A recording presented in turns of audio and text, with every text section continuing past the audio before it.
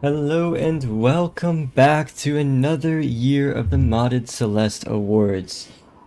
I'm Toho and I'll be your host again for this eventful evening. If 2023 was an ultra banger, then 2024 was a chained ultra banger. However, I will not be doing most of the talking, for we have a unique announcer for every single award being presented tonight. I apologize that we don't have a special intro this year, but I think we more than make up for that in the rest of the awards with the amount of effort and love that has been put into this year.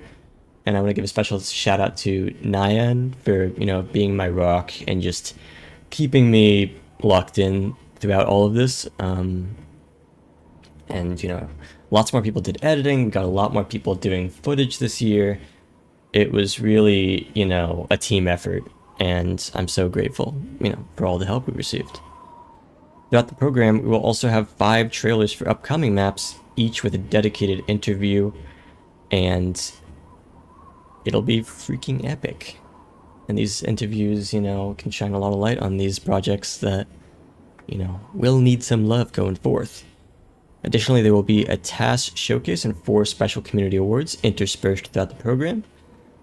To refresh your memory, here are the main 18 awards. If you don't understand what some of these mean, just stick around for each award, and the announcer will give a detailed explanation.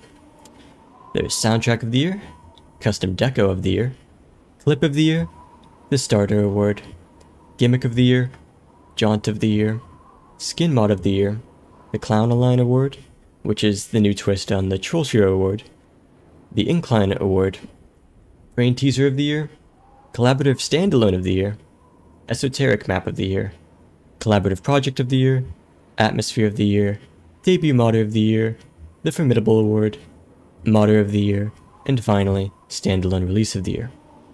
You may have voted on a contest collab entry in the nominations form, but since it was so fucking stacked, it basically just repeated nominees from other categories, so we decided to replace it with the Collaborative Standalone.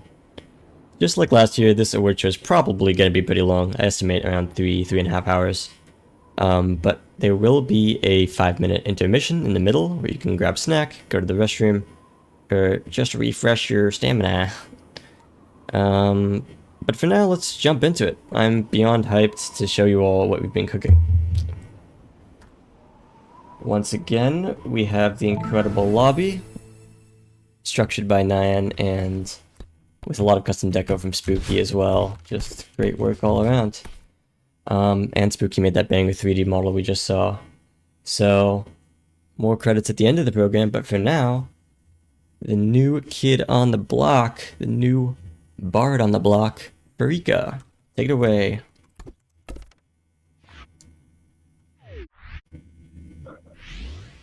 Oh my gosh, hi, hello, hi, that's me, the one freaking musician in a dino hoodie. For those who don't know, my name is Frika, and I've been a part of this community for around 2.5 years now, and I've started making content for it for around 1.5, I believe. You may know me mainly for my music tracks, though, which I had made some stuff for Sunbird, Tango, and Crystallarium. And I just wanted to say that music has been always a huge part of my life, and personally, even if I am biased for this sort of fact, I think we can all agree that our musicians put in a lot of love and effort to these types of things, and the music themselves can really elevate a map's experience throughout all of our playthroughs. It could, without backing track to even a single room in a map, it just becomes a dead environment with background ambience and player sounds. An added track adds so much to a map's experience, whether that be through fitting a certain vibe, providing something nice to listen to, or emotionally fitting into a map story. The community has a lot of composers that make this possible, and we shouldn't take this for granted. And it's why it's my honor to be presenting this award to you here today. Here are the nominees for Soundtrack of the Year.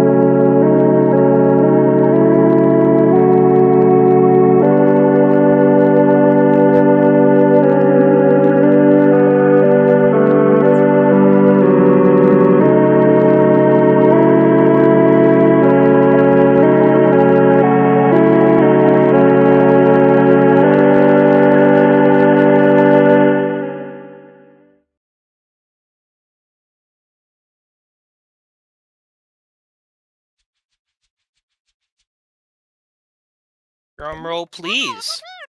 And the winner of the Soundtrack of the Year award is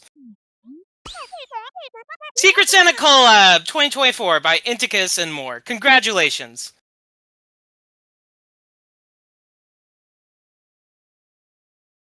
Hello? This is my Hello. time to speak, right? Oh my Yeah. goodness. I don't know why this is so... Yeah, go on. Yeah, no, like, I unmuted, and then, oh my goodness, my microphone also has a... I have to unmute. I don't know why I'm so nervous.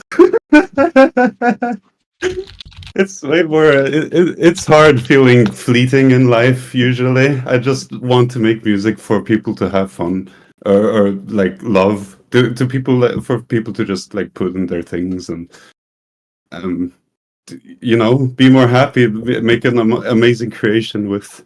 I never really comprehend that it has any further effect. So Yeah, I guess tying this into Santa collab, it being a whole collaboration about giving gifts to others, I could really tell in the tracks that we made, they were just bangers. I know it's kind of cliche. I didn't have much to idea. I don't know what to say, but you could really tell in all the tracks people were going all out because when you have gifts for people and people just went so hard. I want to thank Inticus in particular for being with us for 2 years in a row. I know this counts 2024, but you were here for the 2023 too, and you did so much. You composed so many tracks. You really made so many gifts. All the more. Yeah, like here I don't know it. Like I made that thing last year. For everyone, I was going all out to just like to make a. Like I was scared that I wasn't really putting all my heart into it, but at the end of the day, I just wanted to like make a lot of shit, and so like that was last year. Now I haven't made anything, so I feel even more out of place. But even so, it's just like that is just baffling to me that everything comes back around. You know, goodness gracious. Thank you very much. Thank you. Yeah. I hope everyone who got songs by me loves them. Because I certainly love making them. Make shit that's good. Have fun in life. That's the meaning of life and whatever. Indeed. I think that's it, yeah. Cool. I go back. All right, thank you so much. Sorry, I meant to have the music on during that. But yeah, no music for the soundtrack award, but you know, that was amazing and well deserved. That's one of the craziest, like, just amount of music I've seen made for a Celeste mod. Inticus is truly a master of the craft, and so is everybody else who participated in that collab, so thank you. Yeah, wait, yeah. Do you have a list make a lot of shit. Do you have a list of all the musicians? If not, I can pull it up now. I'm downloading the collab again. Oh yeah, pull it. If it doesn't take too long, yeah, then sure. I'm downloading the whole thing again. Everyone makes so much good stuff. Make a lot of shit. You'll be surprised how far you get by just keeping at it. I certainly am.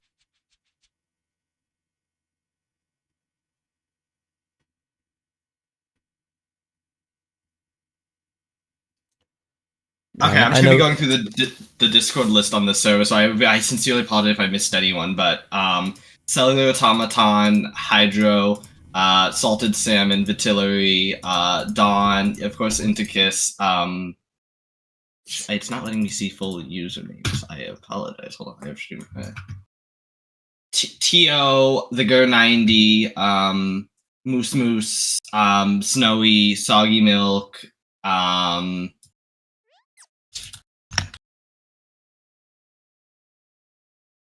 few other, and really everyone else, also the prior years, which I can't even think to account for.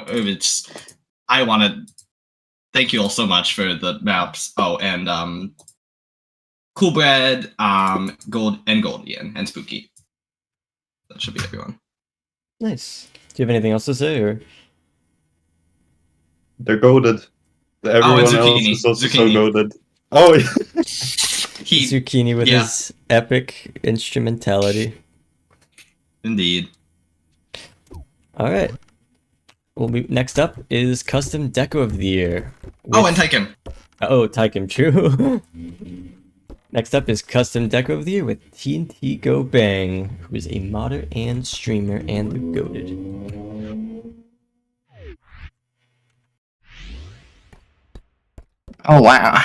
Hello, I'm TNT. I stream making Celeste maps and other things, and I'm here to present the award for the best custom decoration of the year. Some of my favorite experiences playing Celeste have been entirely based on the visuals. It's so fun having all the fancy gameplay, but sometimes it's fun just running through a beautifully crafted scene and just taking it all in, taking the experience in of all the visuals that have been carefully crafted by such talented creators. And that has been one of my favourite parts of playing Celeste this year. And it's incredible how Celeste modding has evolved to enable all of these crazy talented people to truly express themselves through this amazing art form which is game design. And it's awesome that all the tools and resources exist to make any crazy idea you have become a reality. So let's see what map has done that the best this year. Here are the nominees for the Custom Deco Award of 2024.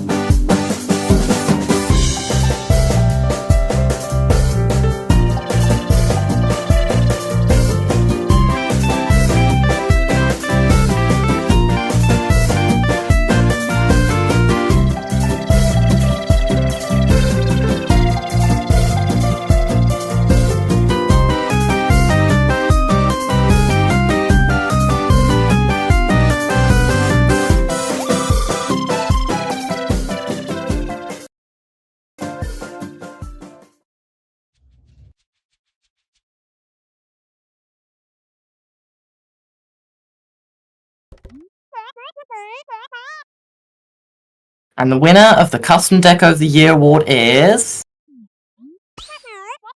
Drizzle by Avi! Congratulations, your map is truly beautiful.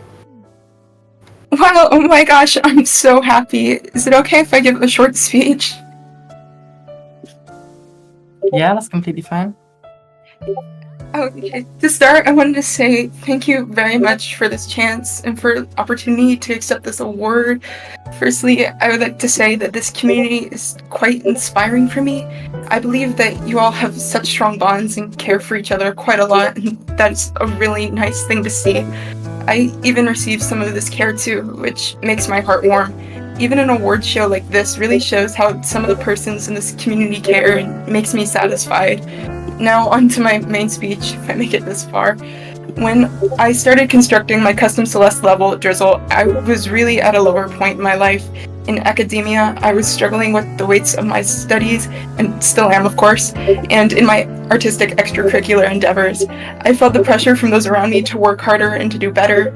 This pressure was hard on me, and I felt the need to retreat somewhere to find an outlet where there was no pressure on me. I'd been interested in the Celeste game and moderating scene for quite a long time, and I was excited to try my hand at that, even if the reason for doing it was a bit flawed. Joining Celeste Discord and meeting so many helpful people was really nice, and starting my art piece so much easier for me. Funnily enough, gameplay was the hardest part to make, but once I had my decoration ideas, I was so excited to create some artwork free from pressure of others. As mentioned earlier, I kept upping myself in other artistic environments to the point of discouraging me from even interacting in those environments in a way where I presented artwork. Drizzle artwork and decoration was extremely fun to make and allowed me a breath of fresh air outside my usual pressure. The atmosphere and area I was going for really came together, especially with the addition of my vine sprites and the angel sprite I really enjoyed. The focus on my level drizzle was always more on the artistic side than the gameplay side, which is why I am so happy that this has been nominated for such a prize. As evident here, Drizzle and his art became known in the community, which was something I was afraid of at first. At that point, had I not created the thing I was running away from. But this story has a happy, good ending. I realized a short while after I released Drizzle that the joy of sharing my creations can sometimes outweigh the pressure that I feel is put on me to create something bigger and better. I started creating more artwork for those artistic groups I was in. I returned to them. Of course, I still feel some pressure, but I am getting much better at managing it. A tip for anyone else who feels similarly: make an art piece that's a little rough around the edges. This helped me resolve some of the pressure I felt was placed on me. So, although my career in this community is likely going to slow to a halt to allow me to return to some art forms I enjoy better, I must thank you all for helping me along my journey. I want Drizzle to be something that can inspire new mod makers to make. With enough skill and practice, it becomes easier to make something that stands out. I had a lot of practice with artwork before Drizzle, despite it being my first finished level, but not much with making gameplay, and that's okay. I wish everyone the best, and please try not to put too much pressure on yourself. The world needs more artwork. Thank you, and please know that I am very honored.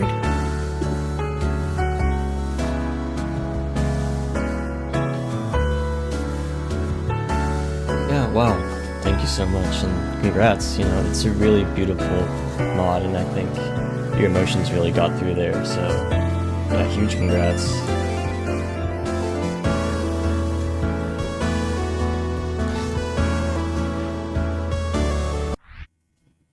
Next up, we have a community award.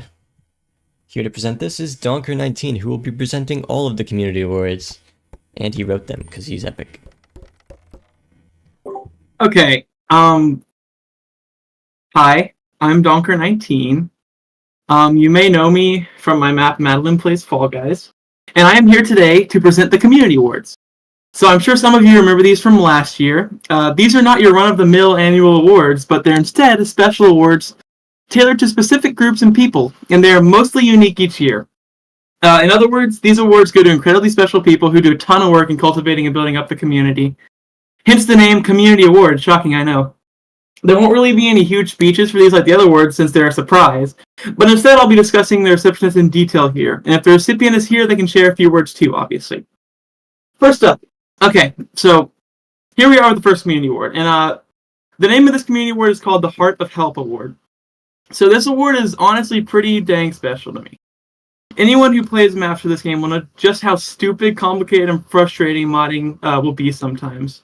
From tile.xml crashes to Everest YAML errors, to something as simple as a stupid mirror sprite crashing your game for seemingly no reason.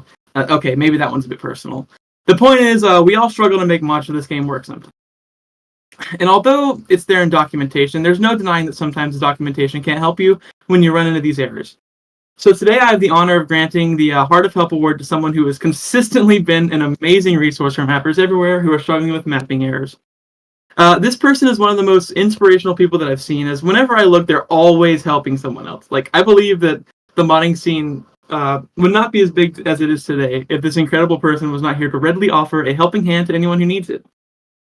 Before I reveal who this mysterious benefactor is, I'd like to share a small personal anecdote. Around October, I was scrambling to get a contest, the Breeze contest, ready for release as fast as I could. Of course, this led to a ton of crashes, as collaborative projects do. And as I mentioned earlier, one peculiar crash that I had no idea what the issue with was a crash related to a mirror sprite. So I went to Celeste for modding help, as I had done many times before. And who else was there but them to help me through it? Yes, I'm talking about the amazing Snip, who's always here for the community in Celeste. Of course, they'd helped me so many times already with Breeze contests, but this one had us pretty confused. But Snip was not going to give up, even if I wanted to. Snip went and programmed an entire code mod just to fix this crash. And you know what? it worked perfectly. The crash didn't happen anymore. And it's not just me that Snip helps, it's every single member who enters the modding scene. Snip is like one of the most helpful people I know, and they inspire me to help more people myself. So for being able to put up with scrolling error logs for hours, patiently dealing with annoyed people, to quote someone who filled out the awards form, Snip deserves a mention for their content modding help. They must have the patience of 1,000 monks. And also being willing to spend their precious time helping others. I am happy to present the Heart of Help Award to you, Snip. Thank you so much for all that you do for us. Yeah, I just started making maps this year, and Snip helped me a couple times, so I definitely echo that statement. Yeah, congrats, Snip. Yes, huge congratulations, Snip. You totally deserve that.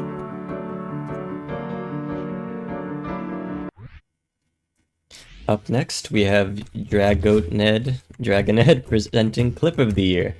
If you've watched last year, you know this one works a bit differently, so get hyped.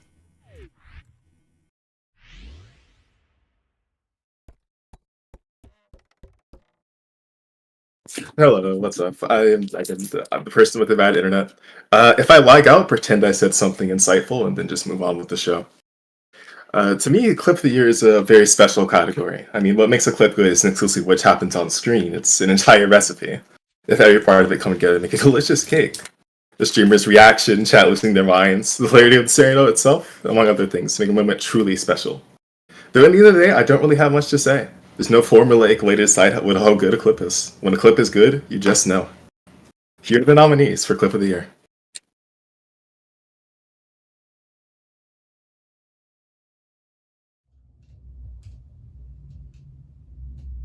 Man, these seekers sure are sussy.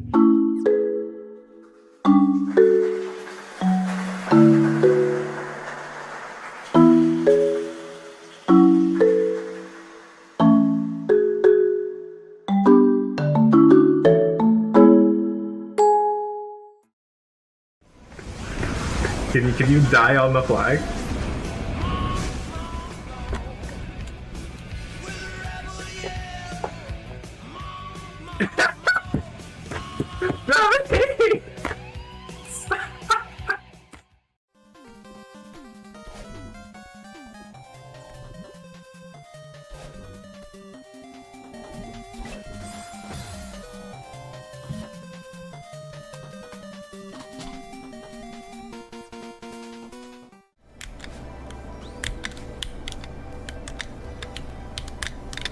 What am I doing?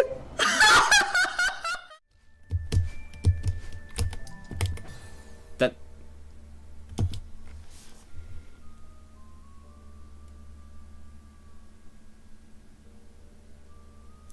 We are never talking about this? We are never talking about this. Never. Never, never, ever.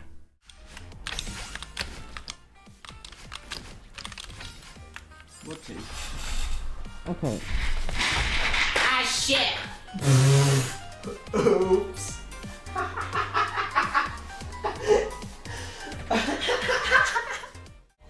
Three, two, one.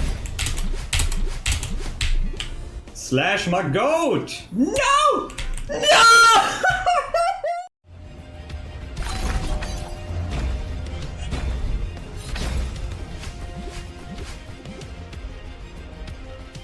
Oh, let's go.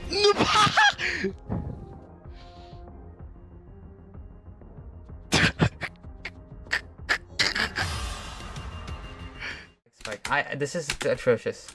This is not going well.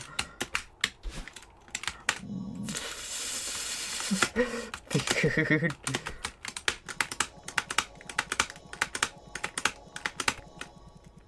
Wait.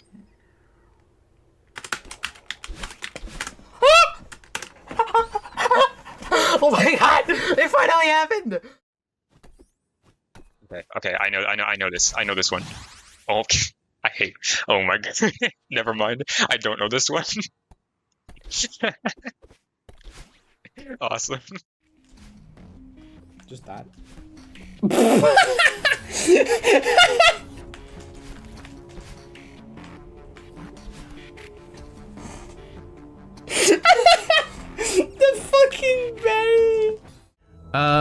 I going? What?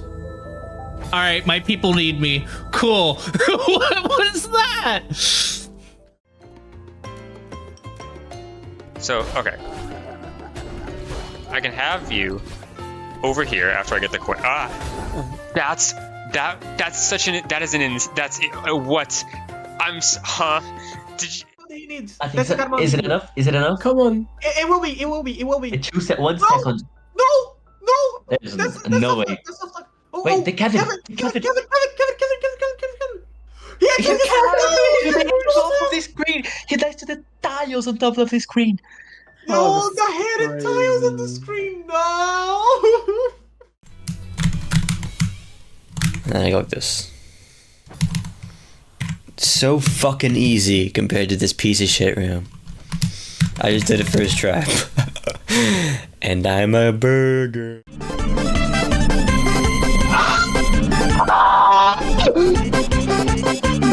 Oh. Goes away right now.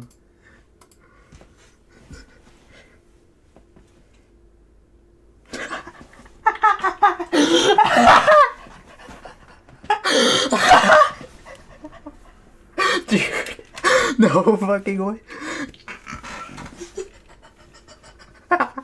That's the funniest fucking thing.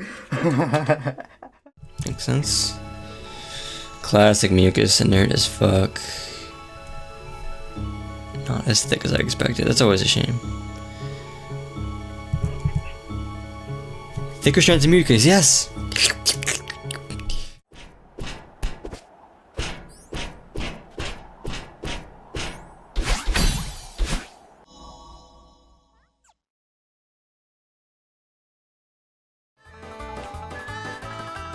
Okay, I did really good. I did really good on that. No!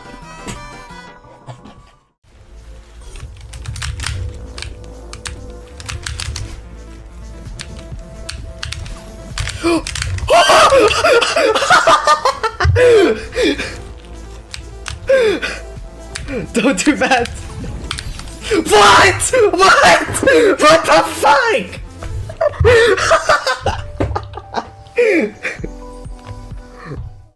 All of life's problems can be solved if you just merge with battling.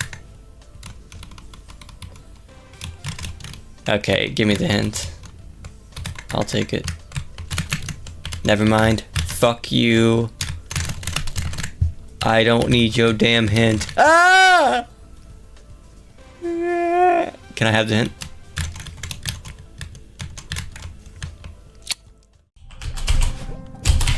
Yeah, I could see that, but it's like...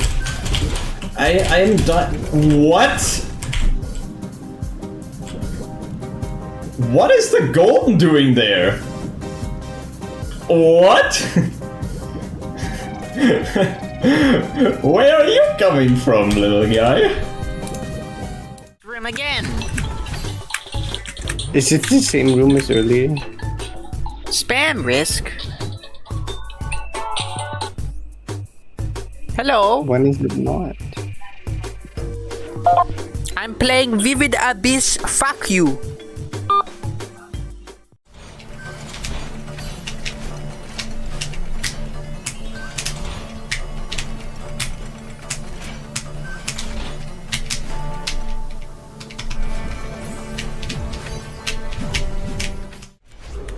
Oh, well, can I hit the pixel perfect?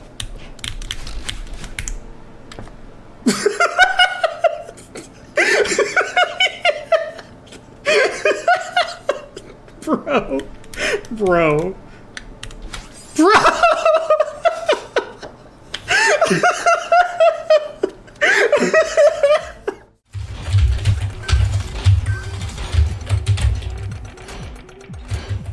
What?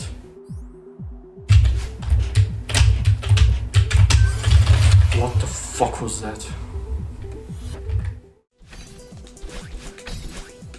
Okay, I did not let this 7C good. I would have been very upset if I let this 7C. What? No! And also the banger strat in instability probably would have never.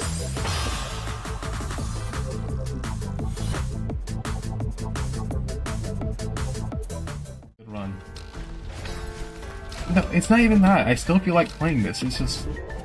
I just can't put... Oh my god. What a bubble. Okay, that bubble dodged me. That's so crazy.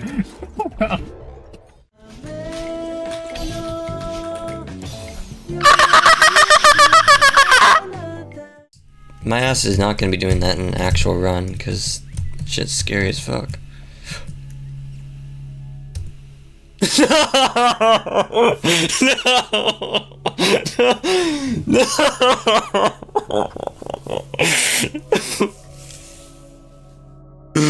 No! Ever heard Vinny make a sound like that?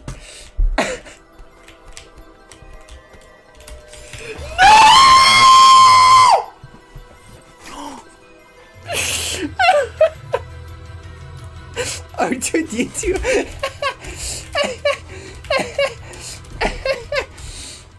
I am so fucking mad.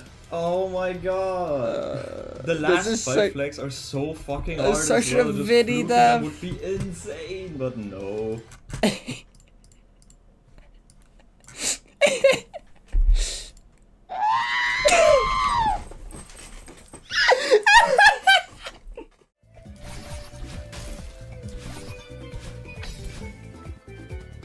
Well,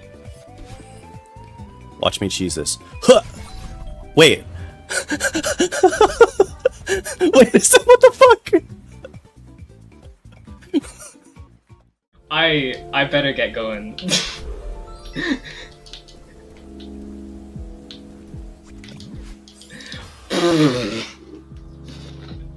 There's a spinner there.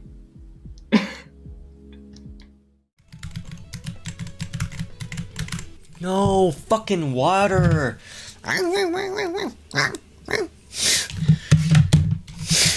can't do it, I can't do it, I can't do it, I can't do it, I can't do it.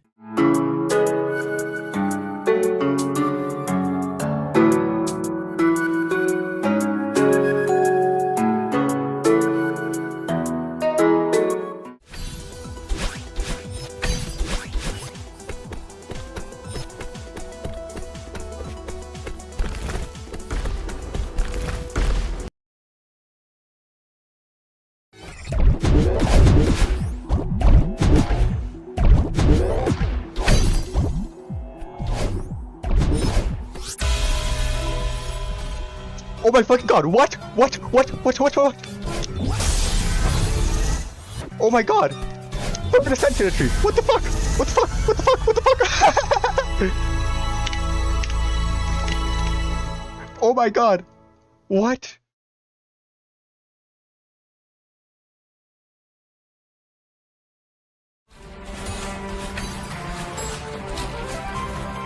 Oh my god! Flag 7! Flag 7's done! Let's go. Hold up. I gotta play a little ditty, I gotta play a little song. So funny. Got it. The end is near.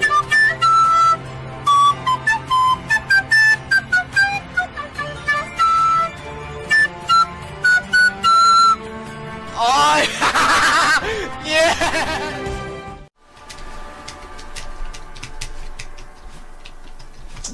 Yes!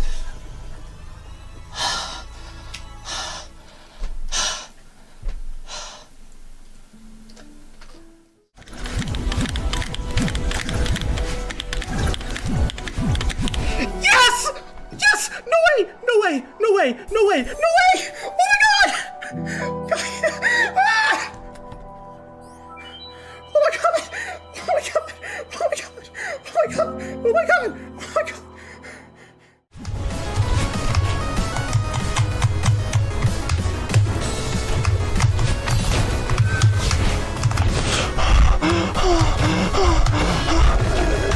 Oh my god!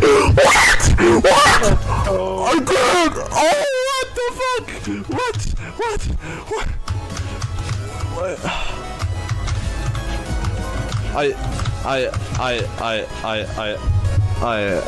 I don't know. I don't.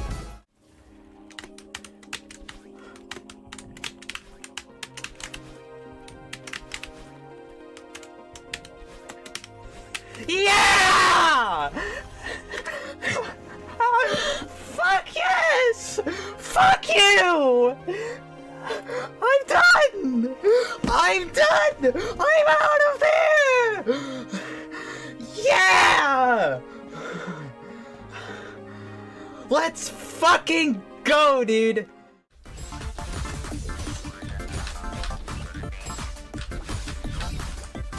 Oh my god! Oh my god!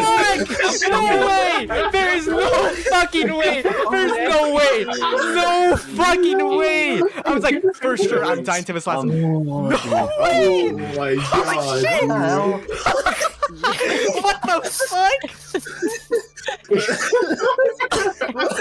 I did not remember. How did I beat it today? What the fuck?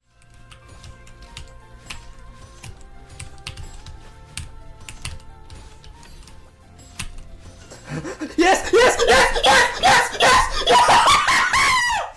Oh! Yes!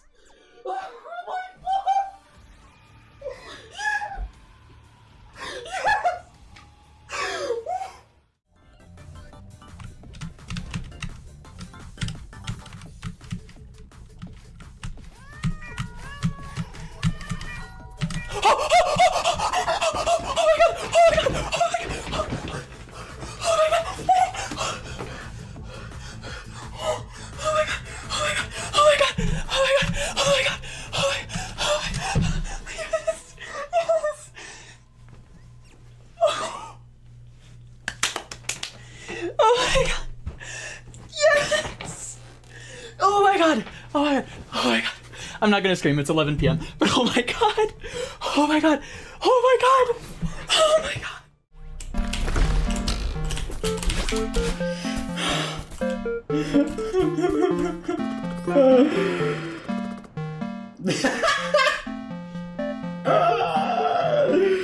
So true.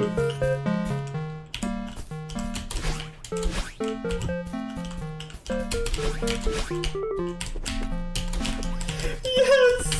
Yes! Yes! What? What the fuck? What?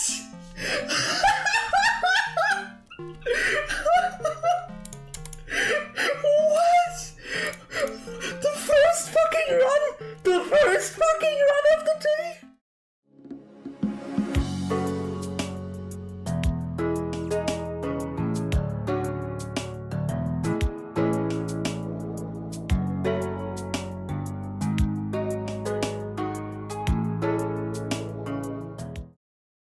That's just the gap here. There's gotta be a reason why this room, like, ate your mom's ass.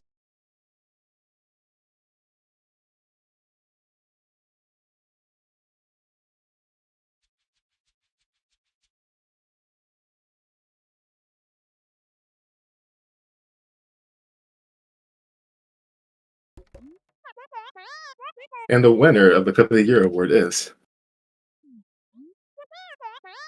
V2D2 from Biddy and Parrot Dash. Congratulations.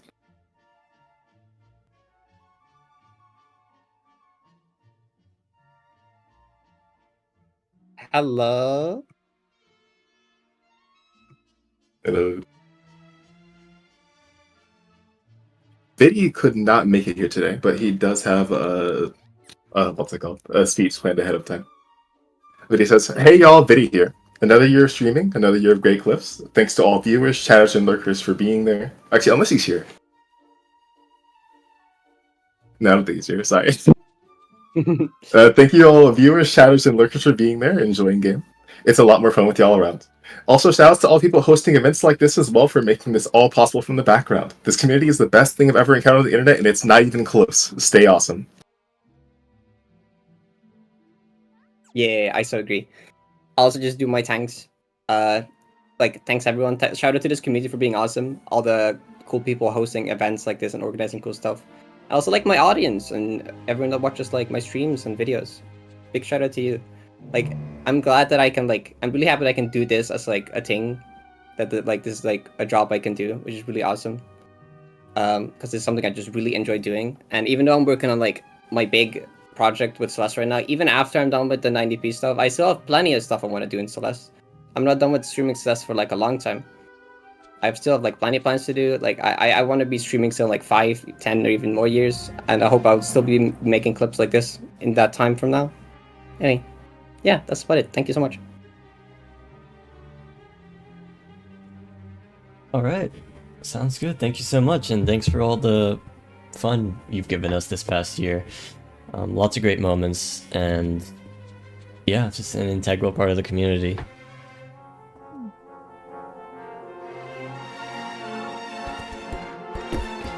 Up next, we have a trailer, I believe. Oops.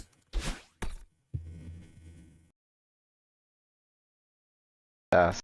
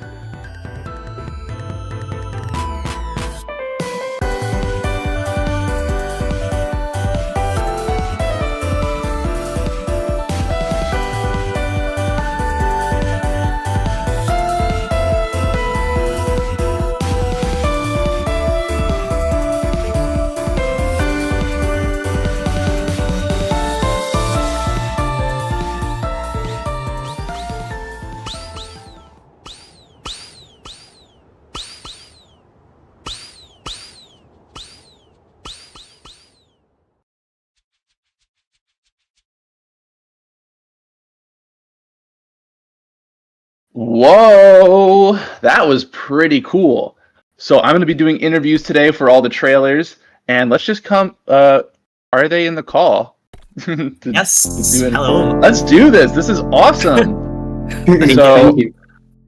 I'm sure a big question people are wondering, just to get it off the bat, is this is very clearly inspired by Omori. Is it safe for people to play if they haven't played Omori yet, spoiler free, or do you recommend playing Omori first?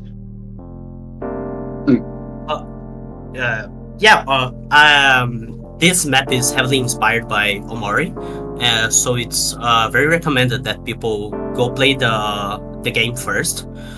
For people who are not interested in playing all of Omori first, you can play the map in the same way and enjoy the experience. But the map is very inspired by the history and the gameplay of Omori, so be aware there are gonna be some spoilers there. Gotcha. And I gotta ask this as well. Does the mod get a little scary for people who may not be very fond of scary moments? Well, if you mean by like trigger warnings and that kind of stuff, I think the mod, yes, it does get a little scary, but I think is the scariest moments are as scary as the scariest moments of Celeste. Not like Omori level. It's very it's not that much. It's very easy to handle. Like if you don't like very scary creepypasta stuff, that's not gonna be a dance. Even because the map wasn't made to be a gigantic thing. I said it was just a birthday gift, so the idea wasn't to make it that big. It just started getting bigger and bigger and ended up here in the awards. Yeah, so speaking of it getting bigger, we have a B-side in the work also? What's that about? Yeah, so there's actually a big story because in September, Destro77 called me and Cecilia to make this map, and it was for Vander, who's here talking with me, whose birthday is on December. So we had like, it wasn't that big of a moment to make the speech, to make the map. We had a lot of time to think about it, but not that much time to start working on it. So basically we had a coder, a mapper, and someone to do art, which was me. And like simply Destro doesn't know where to stop, so he started saying, oh, I want to do this area, I also want to do that area, and I want to make all of the areas 10 rooms long. And he started making more than 10 rooms long, so it started becoming bigger and bigger and bigger. And so we ended up deciding to cut some stuff off, but nonetheless it's a gigantic map, standalone, and we decided to make it comfortable for Vander to play. Only him played on his birthday, and since we were making some rooms that were too difficult, we said, you know what, let's just leave the easiest part for the A side and let's do a B side later, because we had some cool ideas that could not enter in. We didn't want it to make a high advanced level. We just make like the cap was low advanced, and most of the gameplay will be only beginner and intermediate, just like vanilla Celeste. A tale as old as time, but it's cool you guys are splitting that up so people can still play it now. And you can play it now. It's out now. Do you want to talk about that a little bit?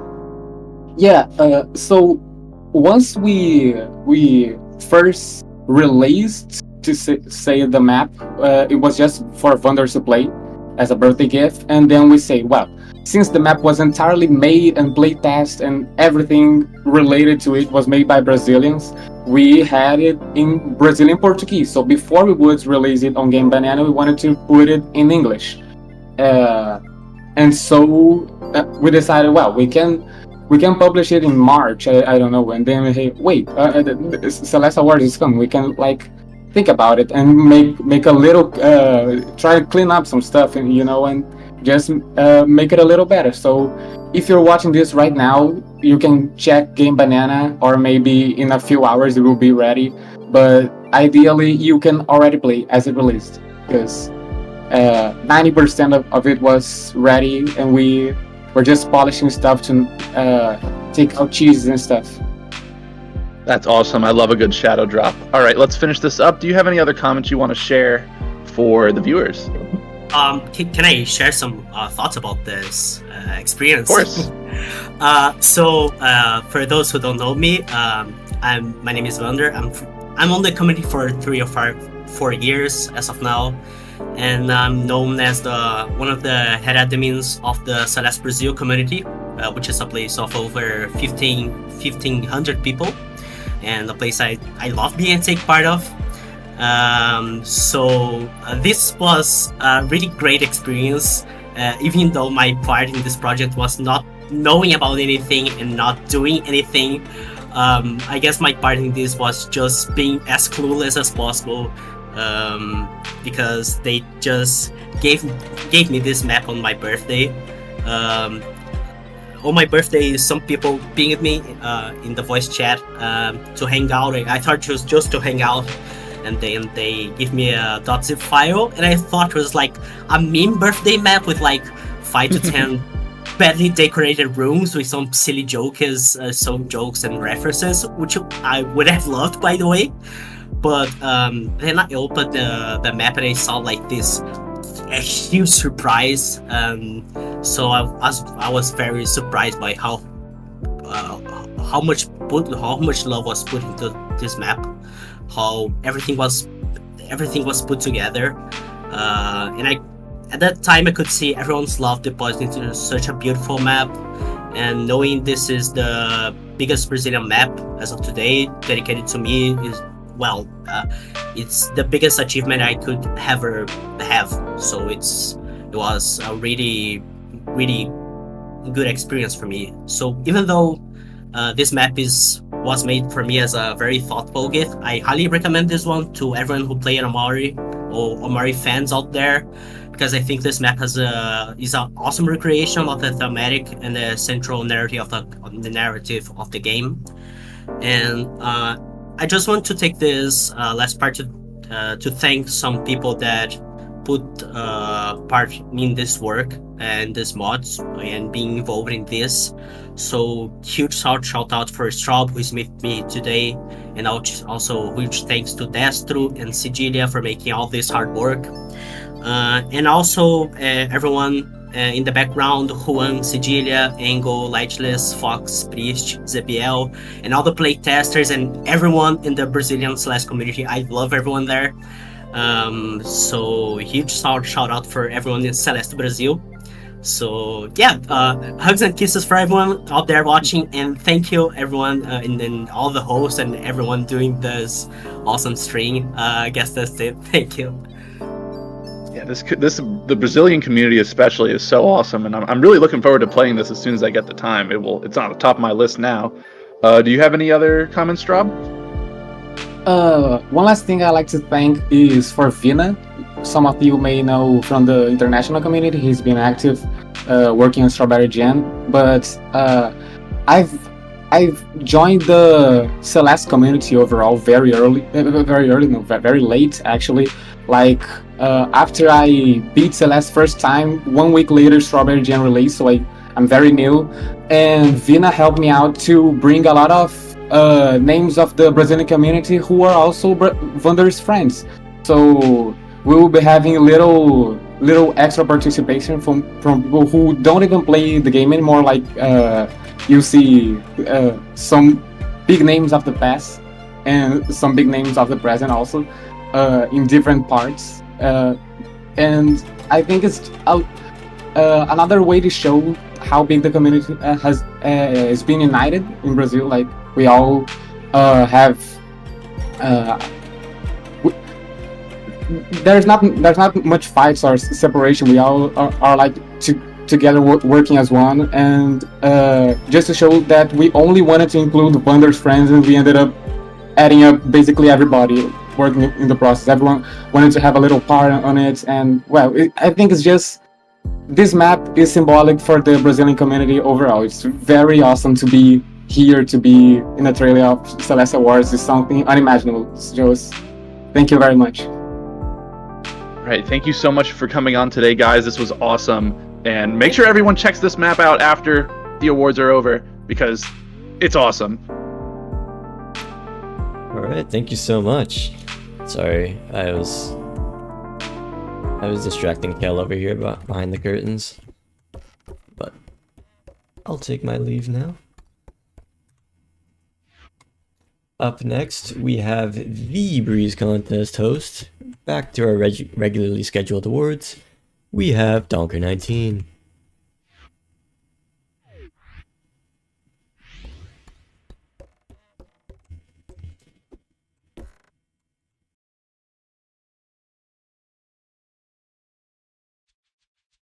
Okay, hello, can you hear me? So, this is the Starter Award. I am announcing the Starter Award. Okay. Last year, I also announced the Starter Award, and I think that the Starter Award is something that is, a lot of people take beginner maps for granted, right? But really, some things that truly make a beginner map special, I feel like you don't really find as much in other maps. And I mentioned that a lot in my Starter Award presentation. last year. So for now, I just want to keep it brief and say that beginner maps are truly something special, and this is why I hosted the Breeze contest. I wanted to see more beginner maps, and we took into account things more than just gameplay, because mapping for beginner truly allows you to do something special other than just gameplay. I feel like with beginner, the gameplay is a lot more simple, so it gives you a lot more opportunity to do certain things like story, puzzles, which we saw a lot of in Breeze contest, some really cool puzzles in there, and of course secrets and alternate endings and even stuff like that. So yeah, without further ado, let's get into the starter award. We love beginner maps. They are awesome. Let's see those nominees.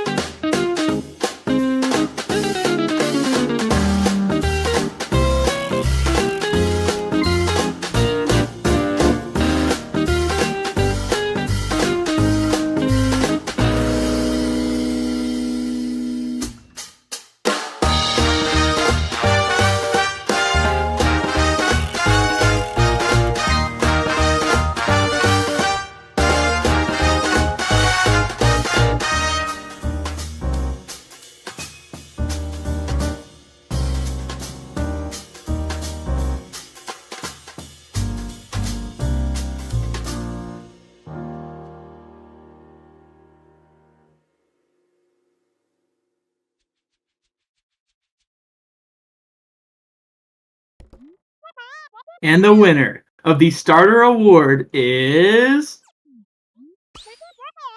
Voyage by Flagpole 1UP. Congratulations! Wow. Okay. Flagpole, did you want to say anything? Yes, hi, hello. I prepared a speech for this, just in case. Yeah, take the floor. Go ahead. Amazing map. Let's hear what you have to say about it. Okay, so firstly I want to thank the team behind Secret Center 2024 for giving the infrastructure and backing that makes a project like Voyage even possible. Really, while there are a few standout maps in there, the collab as a whole is also really well done and deserves to be recognized. I also want to thank Solini for starting the whole thing with the mapping prompt I gave, and the people creating things so this project even works, including Luna and Aurora Acquia for the code contributions, Zafran for the helper that makes most of this possible, as well as with assistance and when stuff broke down, Quinnigan, Spooky and Hydro for making the map a bit more special, and Carrie Carrerion plus other people who streamed the map and might even have found an interest in speedrunning it. Also, gigantic shout out to all the team behind Tunic for making such an inspiring game. Now, this map was a giant passion project. From basically the first day I sat down and planned everything out, and while it came down to the wire in the end, in regards to deadlines and such, there was basically no day where I didn't work on it in some way.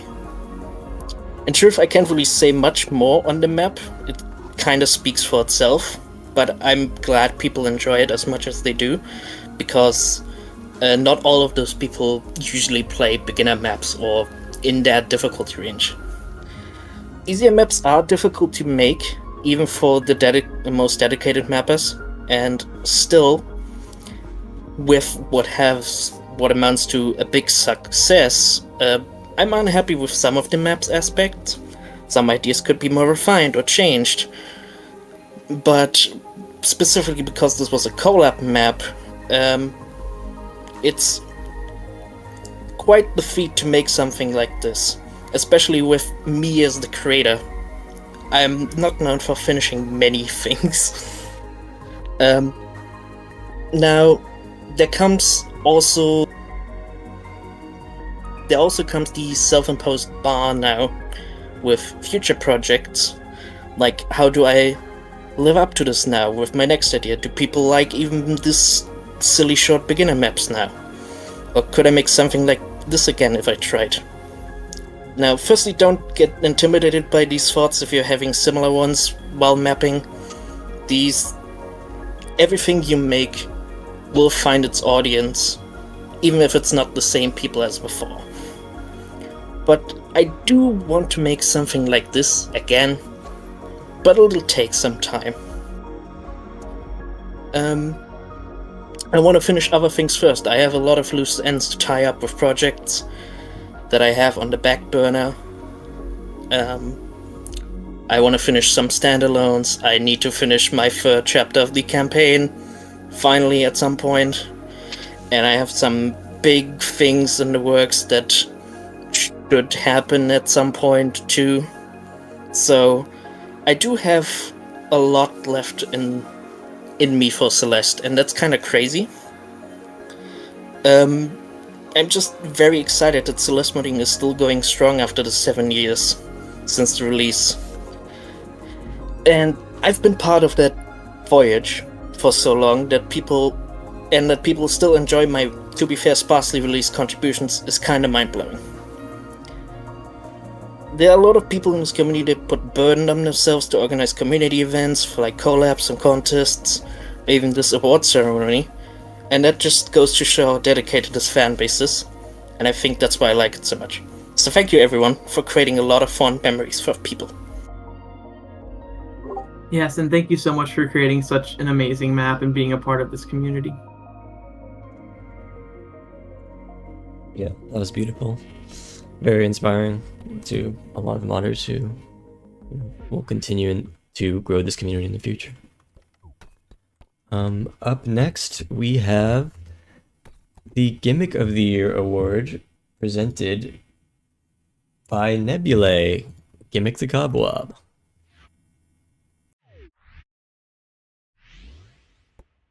Hi everyone, I'm Nebulae. I'm going to be announcing Gimmick of the Year, which, Gimmick the Cobweb. You know I'm a pretty big fan of gimmicks if you've seen me around the Celeste Discord. But, Celeste movement, at its core, is a dance between Madeline and the world. You're given your resources, and you're given a place to use them, and with only those tools and the rules of the game, I've seen people make some extraordinary things. But gimmicks exist to take those rules and push them, whether by expanding upon existing parts of the game or outright inventing new ones. The best gimmicks will redefine how you approach the game, whether that's through something complex like turning Celeste into a fishing puzzle game or a Zen golfing experience, or as simple as just pushing back the camera. A lot of phenomenal helpers and mods were created for anyone looking to push the mold and create something truly unique that I never could have expected would be possible in this game. And it makes me so excited to see what's coming next in the future of this community. There would allow for all the weird and interesting ideas people have to flourish. And so, here are the nominees for the best gimmick of 2024.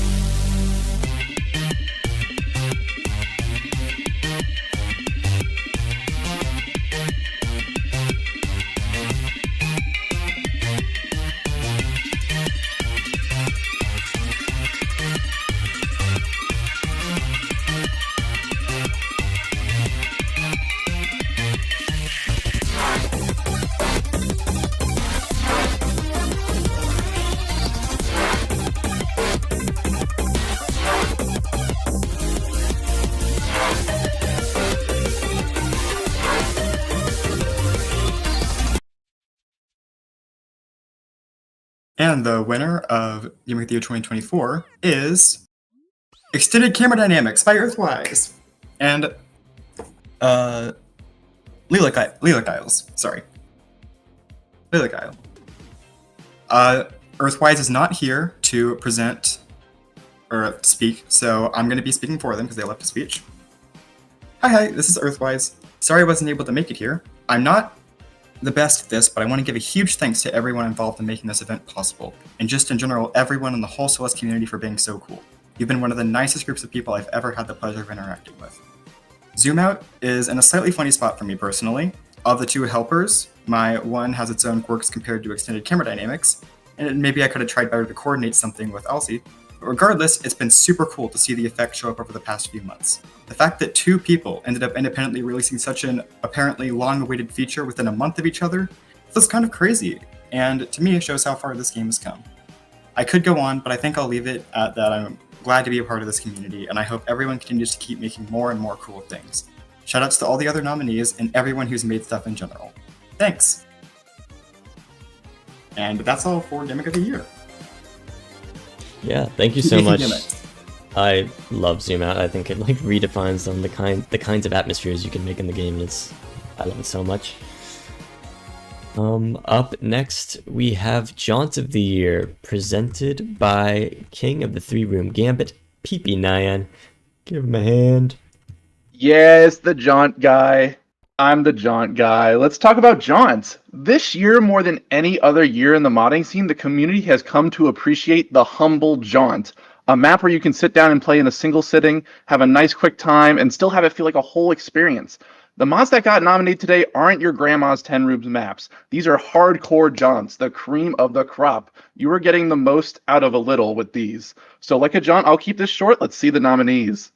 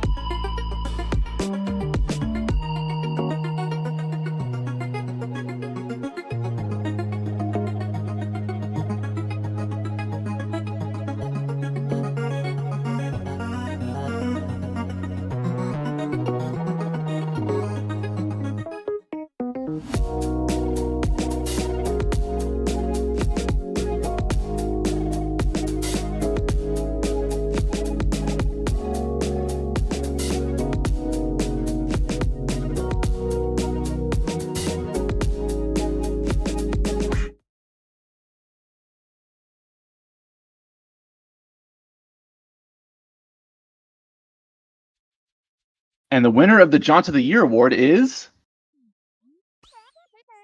Downhill Jump by Potato Lucy.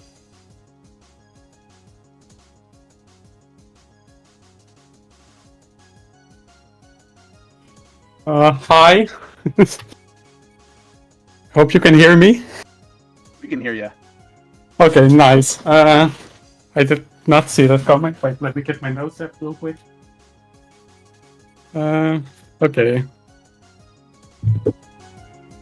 First of all, thanks for everyone who nominated me. I did not see it coming. Wow. No, when I was first making this map and trying to come up with a name for it, I thought Downhill Jaunt would be a funny, catchy name, but I didn't feel like this name was like worthy enough of actually having Jaunt in the name. Like there were already so many maps coming out for the Jaunt contest that already had the name Jaunt in them, and for me to also have it and probably like not end up ranking very high, it would be a bit awkward. And then somehow I got second in the contest, and I even got a perfect 10 score for Jaunt, which I just never saw coming, as someone who didn't even know what the word Jaunt meant before the contest itself. So, yeah. And then to even win this, that is just even more incredible. Wow. Yeah. I really have no idea how I won this. I only got second place in the contest. I got second place in the contest. How did I win this? I feel like I don't deserve to be here. I'm not really a very active member in the community, not as much as I would like to be. But I should have prepared a speech for this. I kind of know what I'm gonna say at least, but yeah, I don't know how. I feel like I don't deserve to be here with so many amazing maps. Yeah. You totally deserve to be here. You totally You do. nailed the Jaunt. When I played that map for the first time, I knew I was playing a Jaunt. I was in Jaunt mode. It was perfect. It was awesome. You deserve this 100%, and you Yeah. deserve to be up Thank you here as so much as much. anybody else does. And it's not just downhill jaunt. I feel like Potato Lucy has been getting better and better at making really cute, cheerful maps like the Weekend Whip, and I highly recommend that you go check their maps out. Yeah, I Everybody's really watching. would. Thank you so much. I really wish I could map more because I feel like I have so many cool little ideas, but for some reason I just can't get myself to map that as much as I want to, and I really hope this will kind of just motivate me to just map more, just make more cool little stuff. Before this with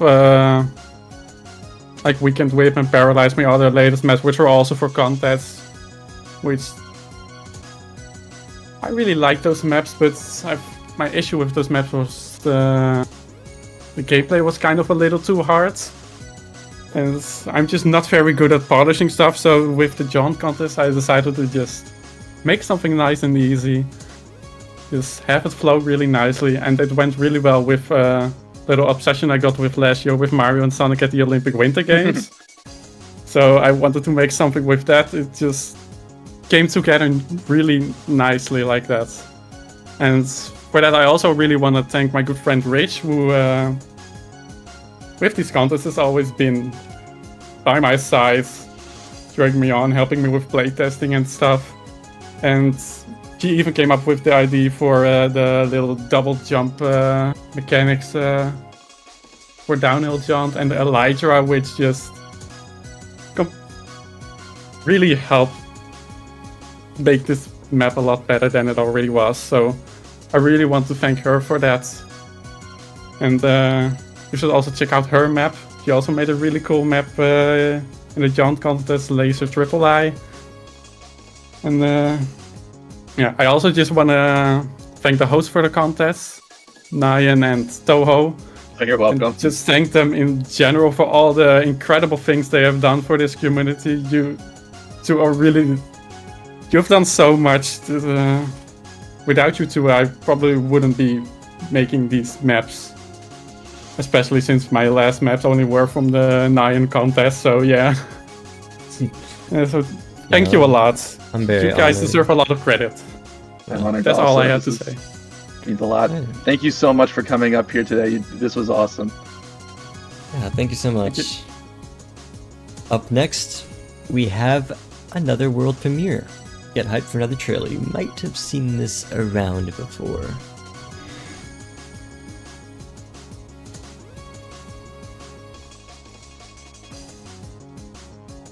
Oops.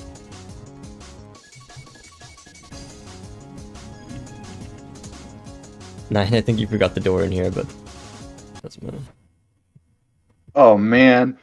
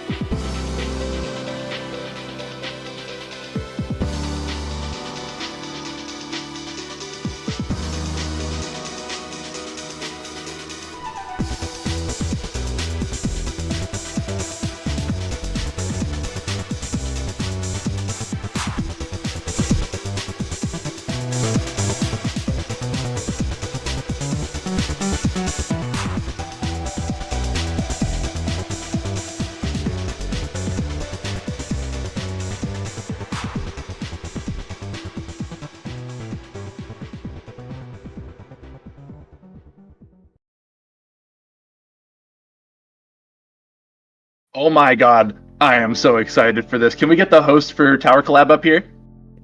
I am not the host, but I'm also very excited for this. I am Maxwell, and I'm representing the Tower Collab for this interview. Hello! I just want to say right off the bat, has nothing to do with the interview. I love 100 Traps maps, so I am so excited, but I am going to interview you now. So let me scroll up to your questions. Let's do it! So we saw that the trailer said checkpoints instead of maps. Do you want to talk about how the collab is structured a little bit?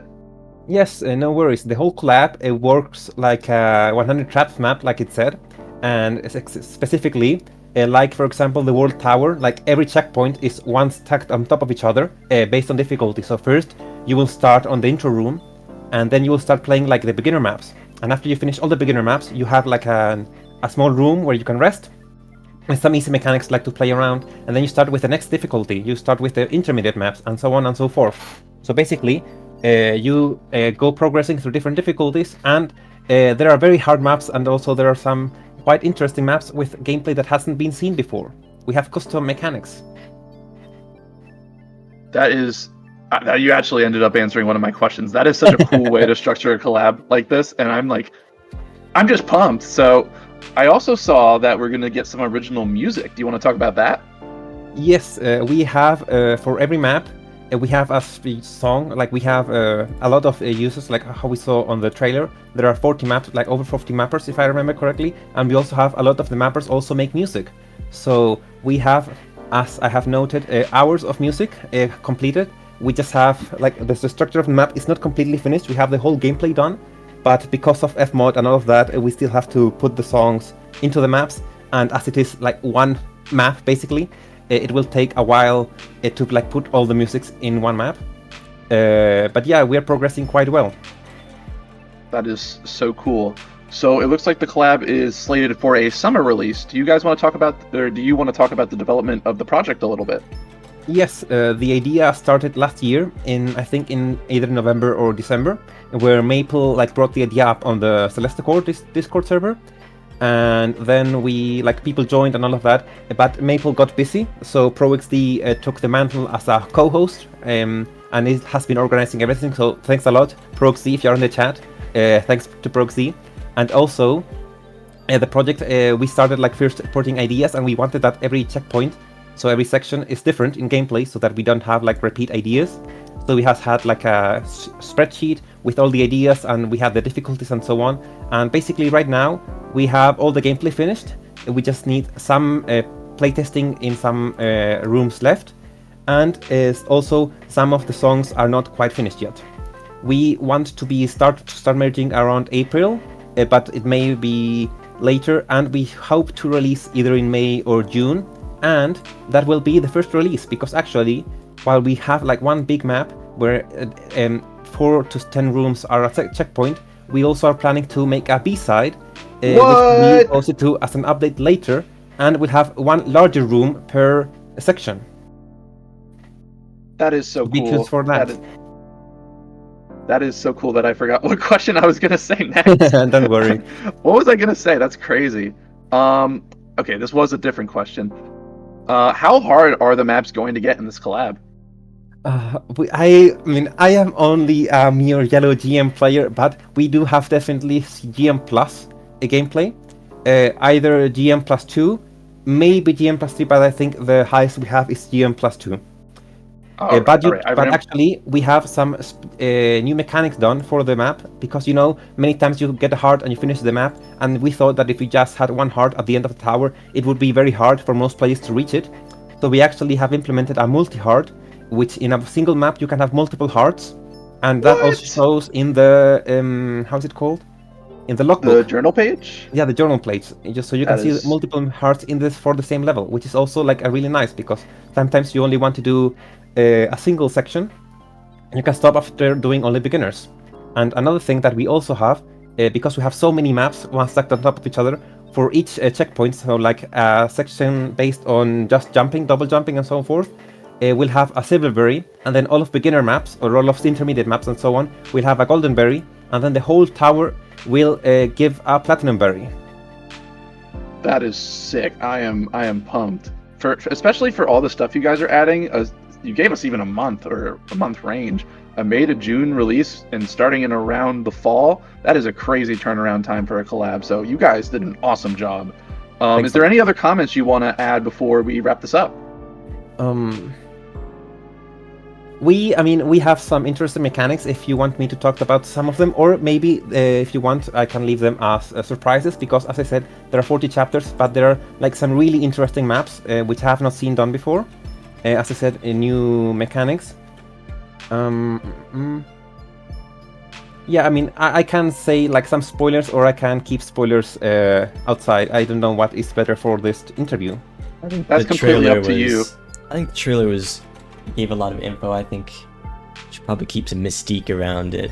And okay, you know, I'm just going to say that you should keep an eye out for some sections of the trailer, because they might become important while playing the map. Interesting. That is all. Thanks a lot for having us, or me as representing Tower Collab, and enjoy the rest of the awards. Thank you so much for letting us interview. This was awesome, and I'm so excited. Thanks a lot. All right, thank you so much. Yeah, that looks really hype. 100 traps have come a long way since the original Alice 203 map, and it seems like the culmination of all that great design and progress, so yeah, keep an eye out for that. Up next, we have the Skinmod of the Year, presented by Juctor the Goat.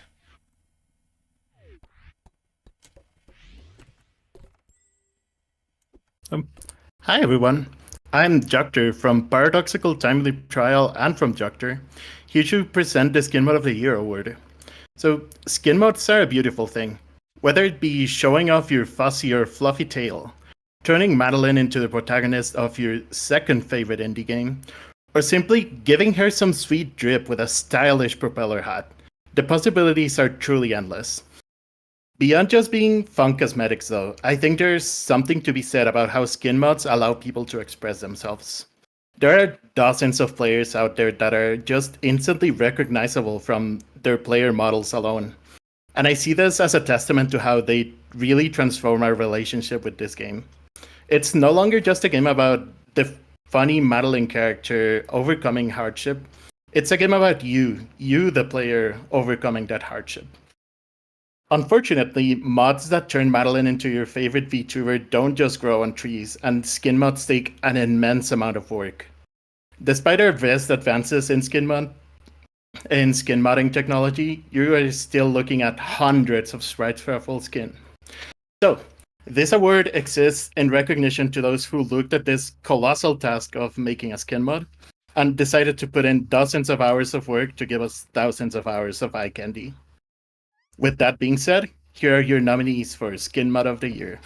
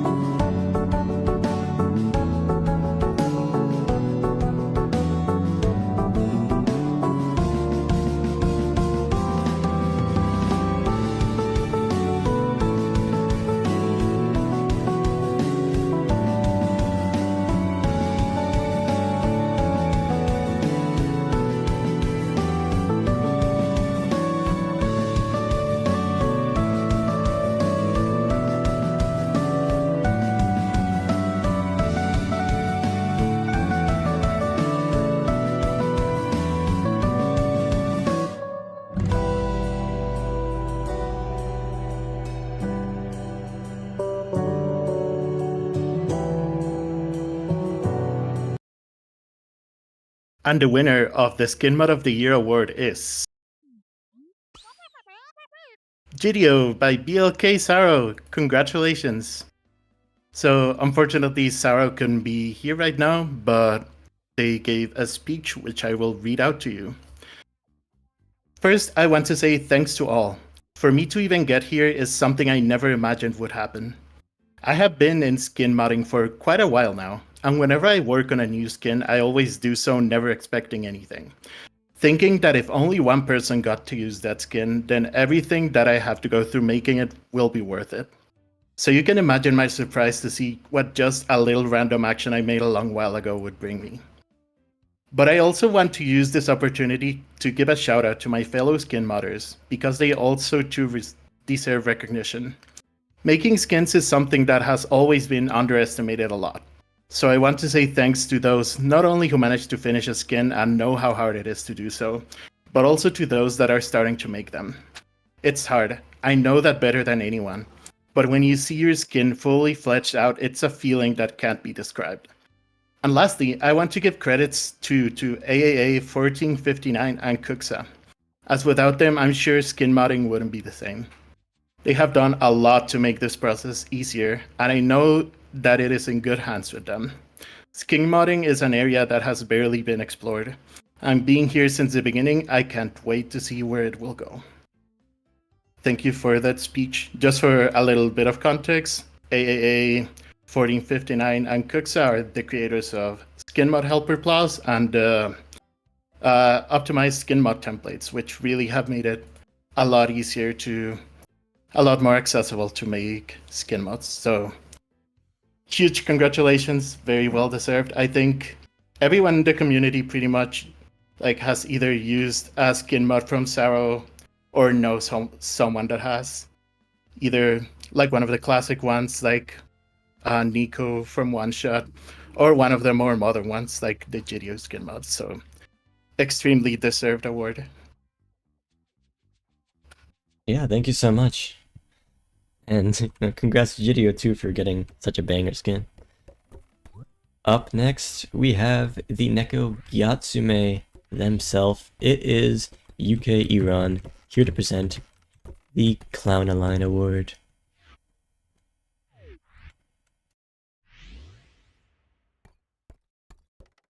Hello, is this thing on? Can y'all hear me? Hello? This is an actual mic check. Okay, just want to make sure, because, hello everyone, Yukirin here. You may have heard me a few minutes ago. Throughout the history of Celeste, and even the platformer games before it, there's always been one type of map or level that's been a driving yet hidden force of any modding scene, and one style that's stood the test of time. Of course, I'm talking about troll maps, those silly, whimsical maps that bring you joy or even pain. See, whether it be a map to poke fun at something in a lighthearted manner, an inside joke, or even just a map with some good old-fashioned trolling, these maps are a massive yet underrated part of any platforming scene, and Celeste is home to some of the best, most unserious maps in this category, with some pushing the limits and changing what it means to be a troll map. The Clowneline Award is for all those whimsical and silly goodies that have been brought to us over the past year, with a wide variety of gameplay, silliness, and whimsy. With that all being said, here is our nominees for the Clowneline Award.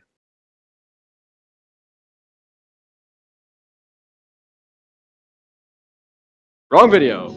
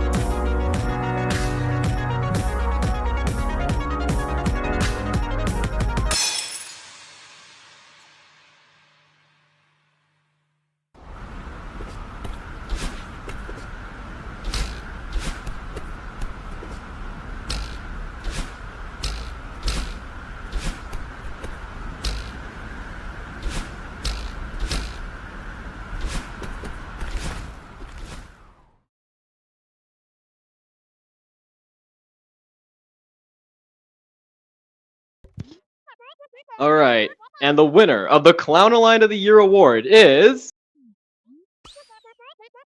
The Troll Sides by Radioactive Blue Platypus. Congratulations.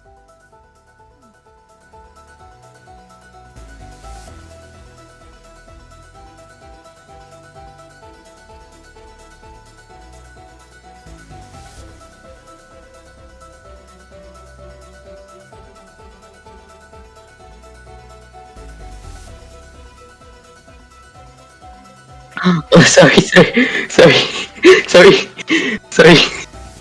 Oh sorry, oh my god, I'm so honored. Oh my god, I have my speech prepared, but like, I'm so honored. My passion project actually made an impact on the Celeste community. I'd like to thank my playtesters, like Aletris, Siri, Dolphy Dolphin, Fiona, Canal Life, also Gimmick, the Aerospace System, SS724, TNT Go Bang, and Tardigrade. I wouldn't been this great without them. I'd also like to thank Carsagan42 for being my main inspiration for making troll sites, and so like thank Dolphy Dolphin for unique perspective as Super Mario Maker 2 troll creator. To anyone listening, please, if you want to make a troll map, do it. 10 months ago I started making this mod, and today it surpassed every expectation. Thank you, Celeste community. And of course, trans rights! By the way, I just want Oh, go ahead. I just want to say one more thing. This is for everyone that's listening right now. So the YouTube chat, Twitch chat, and also the Discord chat that's listening right now. Can I get a meow in the chat? Let's go. Let's go. Oh my god. Yeah, thanks you so much. Yeah. Thank you so much. It was so cool to see Super Mario Maker style trolls, implemented in Celeste in such cool ways and such funny ways for sure. Up next, we have a community award by Donk. Sorry. I was a bit distracted watching some YouTube videos. I mean, this stream's mad boring. I had to put some Celeste X Family Guy clips below. Kidding, of course. But hey, it's time for another community award, and this one's a bit different.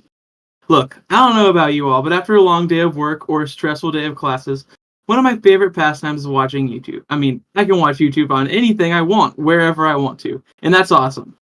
But being a huge Celeste fan, my heart gets a bit excited when I see a high-quality Celeste video on my recommended page. So this award is called the Playback Artist Award. I'd be willing to bet that, given that this live stream is literally hosted on the platform, most of you here today have seen the YouTube video related to Celeste. These high-quality videos can promote amazing maps, be helpful guides to those aiming to create, or even just be hilarious gags that ensure a chuckle out of me. And I'm sure that people who aren't in the community see these videos and react in one of two ways. These people are nuts, or wow, this looks amazing. I'd love to get in on this. Jokes aside, these videos do so much for the community and praising the work of the map creators and inspiring creation itself. I believe that's a powerful thing, so I'm really excited to present the Playback Artist Award. However, let's be honest here. There's so many amazing channels for Celeste modding that have been made this year. Therefore, I'm going to present the award to a select few, not just one person, but few that we've decided are too precious to ignore. First of all, we have Ricky06. Ricky, I feel like you making a YouTube channel for this community is as close as we'll get to reaching Nirvana. Your videos consist of amazing tips on just how mappers can just improve and share useful insights in the creative process. I mean, not to mention like how extremely high quality they are. And the editing is amazing, and I just want to say thank you for inspiring people to create. Another channel that we think deserves some praise is C's. C's consistently makes such engaging content, and I'm always excited to watch things made by them. Who could resist an hour-long video about a troll map when the editing is this good? And oh god, can you hear that? Get out of my head, the wind, the springs, and then the Smots Gaming. I think the Smots Gaming YouTube channel has done irreparable damage to my brain and sense of humor in the best ways possible. Uploading a new bit about the same room daily and it never getting stale is such an amazing feat. I mean, they do such a great job. I get some of my biggest laugh watching these videos sometimes, and when you do it, like from a bit that is so simple on the surface, then I'm impressed. Smots Gaming. And it's not just me. Here's an excerpt from someone who filled out the awards form. My best experience with the community this year was, well, it's more of a regular experience. Starting in June, every day around 6 p.m., I would go on YouTube and I would be greeted with a new video from Smots Gaming. This brightened up my day many times, and I am still surprised by the amount of creativity and effort that goes into many videos. I believe that the person or people behind Smots Gaming have significantly contributed to the community, and I think they deserve a lot of praise. Couldn't have said it better myself. Smots Gaming. More than I think I need to mention are Indie Game Chris, bringing the lighthearted and chill feel of Let's Plays in the Celeste community, while offering his own thoughts in the maps. Eggfloggy Goggy, who has done some amazing and insightful Celeste-related video essays that I'm sure have brought more people into the community. Valent, another talented creator who plays and promotes maps while being really funny. And finally, Weekly Dose of Celeste and its spiritual successor, Daily Dose of Celeste. It's so nice to get a dosage of Celeste-related news, and this well-edited format of bite-sized information and funny clips is always enjoyable to see. I'd be so excited for the next Weekly Dose video, I'd count down the days. But yes, I want to offer a huge thank you and congratulations to all these amazing content creators about the solid effort they put into making enjoyable content to promote the game and artists that we all hold so dear. I think it's an understatement to say that the community would not be as big as it is today without these people, and I'm really grateful for them. So please, all of you amazing creators, take the Playback Artist Award, and keep producing wonderful content for this community to relish in. Now, if you'll excuse me, I have to get back to finishing the newest Smots Gaming video. They're playing Smot 64 in this one, an all-time classic. Yeah, thank you. Thank you so much.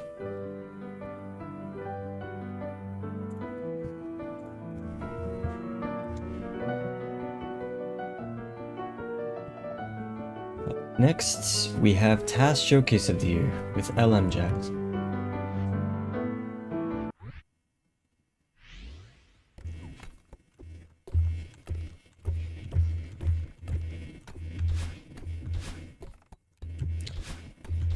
It's over here. No, wait. Oh, it's over here. My bad.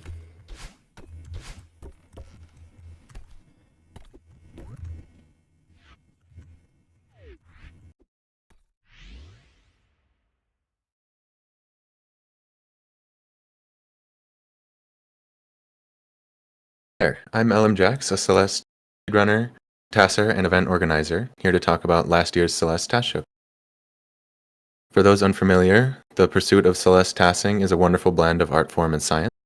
Creating a task requires mechanical knowledge and strat-finding creativity, with the only limits being your own imagination and sometimes math itself. These projects often become deeply personal after pouring hours and hours into routing, drafting, and optimization. And as a tasser, it is always a joy to share your enthusiasm and the fruits of your work with us. Live showcases are a fantastic way to put community spotlight onto a finished project, and it is my honor to have platformed many of these showcases over the years. Without any further ado, here are some of the most notable TAS showcases from last year.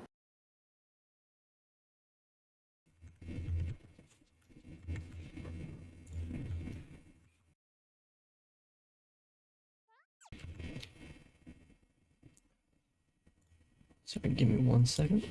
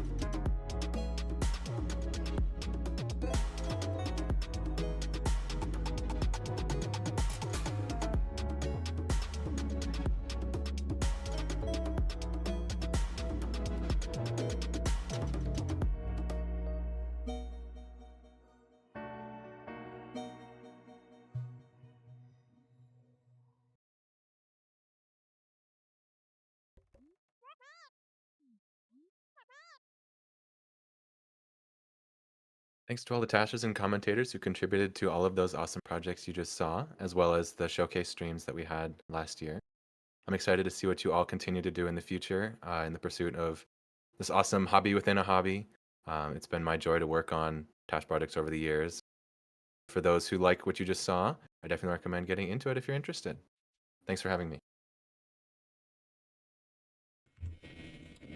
Yeah, thanks for being here. And yeah, the tasking community is so cool, and they do so much work that goes unnoticed.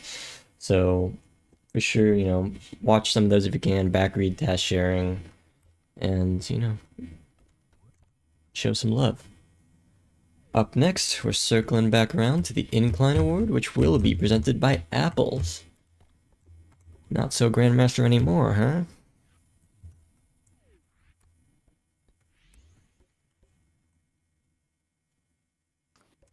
Hello, hello. So, my name is Apples, and I will be presenting the Incline Award. This award is for all the advanced to expert maps, which represent the sort of middle range of difficulty in Celeste mods. Here you'll find that the maps start getting a lot more involved in the types of movement and the things that they expect from the player. And for a mapper, this opens up a lot of freedom in the types of things that they can make and explore within the map, while still remaining a sort of more accessible and a lower time commitment for most of the players. Now, many gameplay types really start finding their footing in this range, from precision maps to routing maps, but I would really be remiss to not mention that this is unquestionably the home of flow gameplay. And flow gameplay is often used to refer to a sort of unbroken stream of high-energy gameplay that, despite being tricky, is like a delicious treat for both your fingers as well as your eyes. It just feels good to play, it looks good to see, and all that sort of good stuff. Rappers in this category demonstrate a great understanding of what makes Celeste both fun and interesting, and are willing to explore a difficulty range you usually only find in fanworks, while still having the temperance to, as they say, not get lost in the sauce. And with all that said, here are the nominees for the 2024 Celeste Community Incline Award.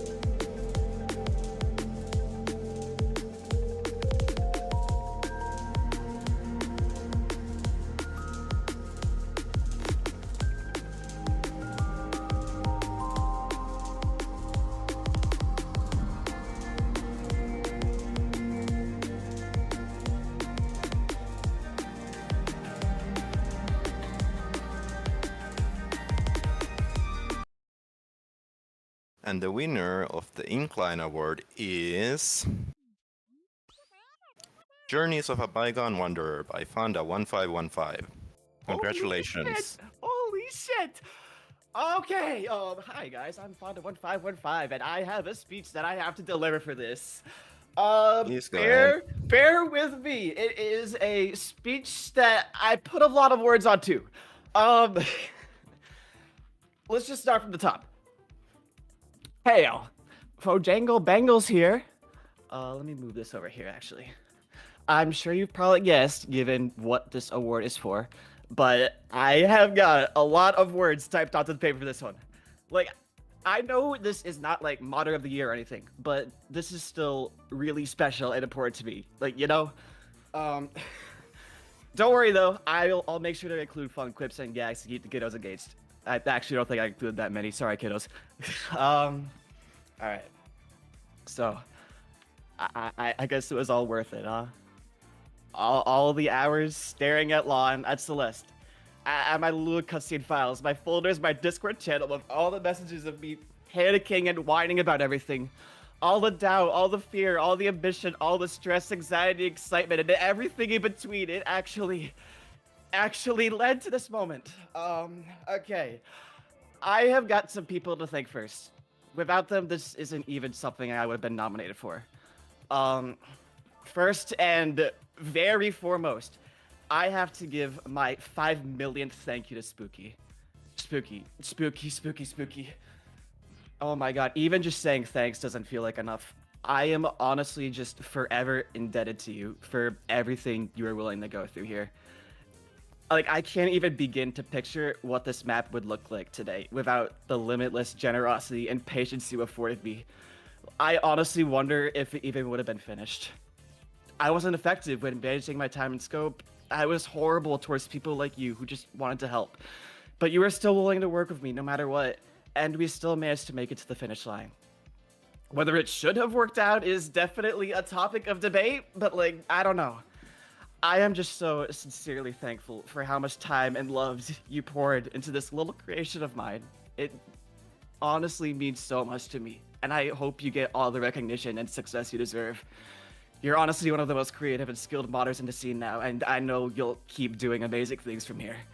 So yeah, thank you. I also want to take the time to personally thank Nerford. I don't know if you're watching, but I want this drilled into your head. Your art is so amazing. You have such an incredible and stylistic aesthetic, and you're so knowledgeable about what you do. And you're an amazing storyteller and world builder on top of that. I'm so lucky to have had someone like you to bring my silly character ideas to life. Every time you'd post a progress update at my channel, I would get so excited because I knew my vision was being realized with perfection. And seeing the finished product was like a dream come true. So, yeah, I know how corny this sounds, guys, but thank you so much. I hope you also get the recognition and success you deserve.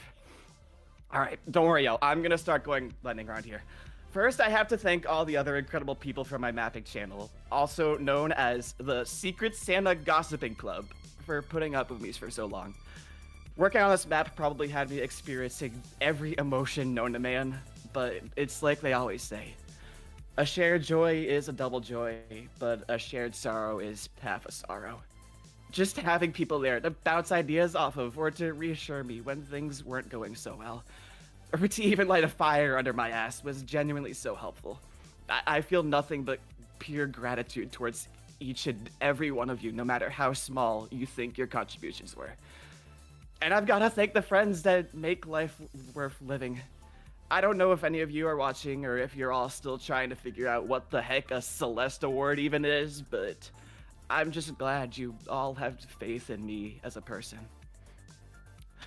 Last but not least, and my apologies to corn haters, but this is gonna get corny again, but I've gotta thank all of you. Anyone who watched or played the map, pinged me to talk about it, or even nominated it for these awards. I appreciate each and every one of you more than you can know. I feel like there's a misconception sometimes that mappers are gonna be bothered by you just wanting to talk to them about what they made, but that couldn't be further from the truth. Seeing people enjoy the thing I poured my passion into fills me with so much joy every single time.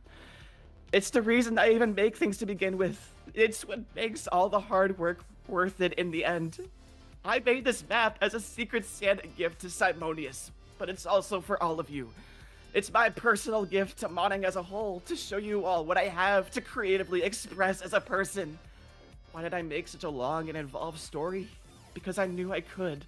Because I knew I had something to express. Because I knew I wanted to make something truly special, something that came from my heart. Sure, now that a year has passed, I've grown to recognize some of the flaws of that story I told, but I also think that's just how I see things from the perspective of someone who's changed since making Journeys. From the perspective of the guy who was dealing with lots of pressure, both internal and external, during his first semester at university. I think it instead becomes a perfect reflection of who that guy was. We all express ourselves in writing, and with Journeys that's no different. Like, it's not like Salem was written to be a manipulative asshole for no reason, you know? I probably would have written his character much differently nowadays, but maybe there was a different version of Fonda in late 2023 that was struggling with a lot of his own battles. And maybe they manifested their way into a 60-page document hosting over 10,000 words of character dialogue. I don't know if it's apparent or if this is gonna come as a shock to you all, but I'm not a confident person. Far from it, in fact. That's why it still surprises me to see that people are enjoying this vulnerable side of myself. It always feels wrong to me to think that this is something I was even capable of. I mean, do I even deserve recognition given how unproductive of a dev process I put myself and others through? Believe it or not, that's actually a thought I've had before. It feels like I'm always coming up with some excuse to reject positivity from people. Oh, they're just being nice. They don't know what went into making it. They probably hated my writing because I messed up and made Salem too much of a dickhead. That room sucks. That move sucks. Halcyon is a bad checkpoint. It doesn't even matter because clockwork will always be what you're known for. Everyone is lying to you. And being a perfectionist is exhausting sometimes. Hold on, let me sip my water. But being here on the stage, I feel like I can accept this one.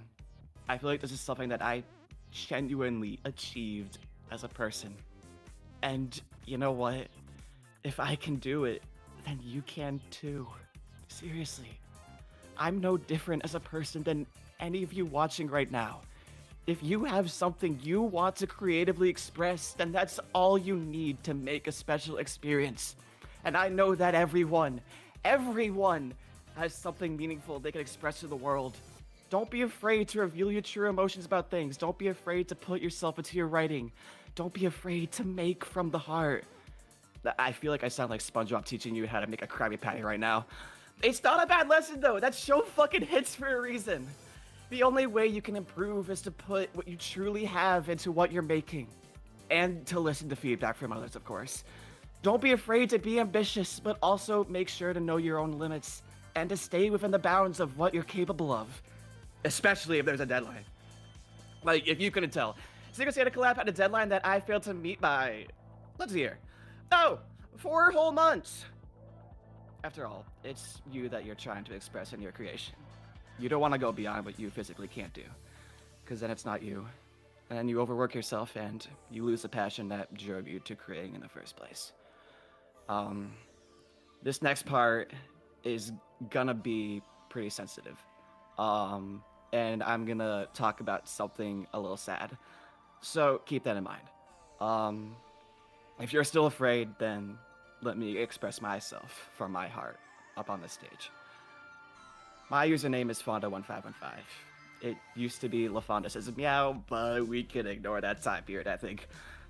Some of you might know this, but for those that don't know where that username comes from, it's the name I gave to my cat.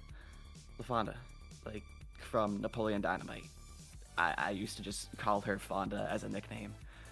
I first got her when I was just 7 years old, and I grew up with her, and she grew up with me all the way up until just last week.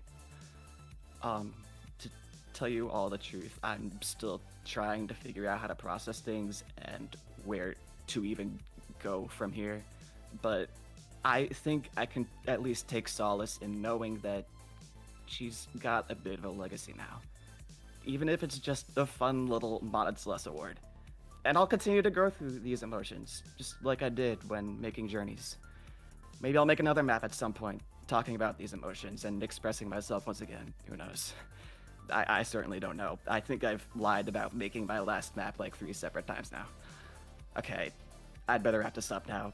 It's actually 2 o'clock on the day of the awards at the time of me writing this, so I've got to start getting ready to actually read the speech out loud. The procrastination in me is never going to go away, I guess. Thank you for being there for me, everyone. It's an experience that I will never forget. Yeah, thank you so much. Wow, that was an amazing speech, and Thank you so yeah. much. Thank you for hosting all this, dude. This is insane.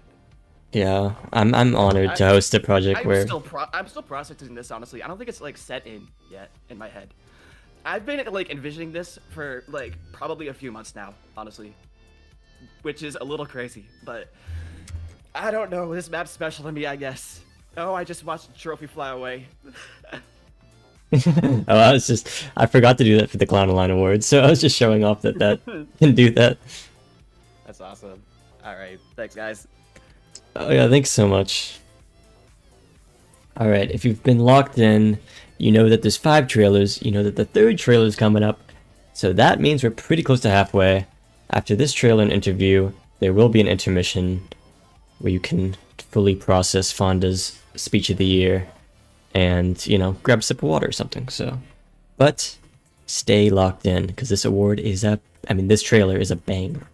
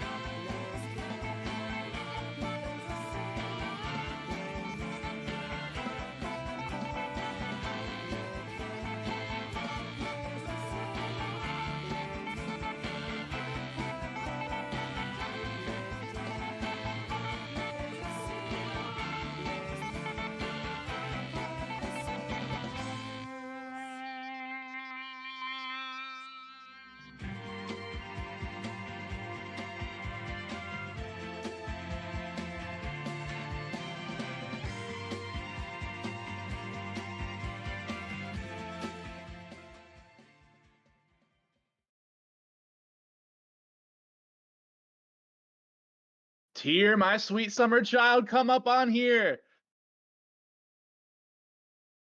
Hey, what's up? Can you hear me? Yeah, we can hear you. Map Hell yeah. pack, vanilla map pack. That was awesome.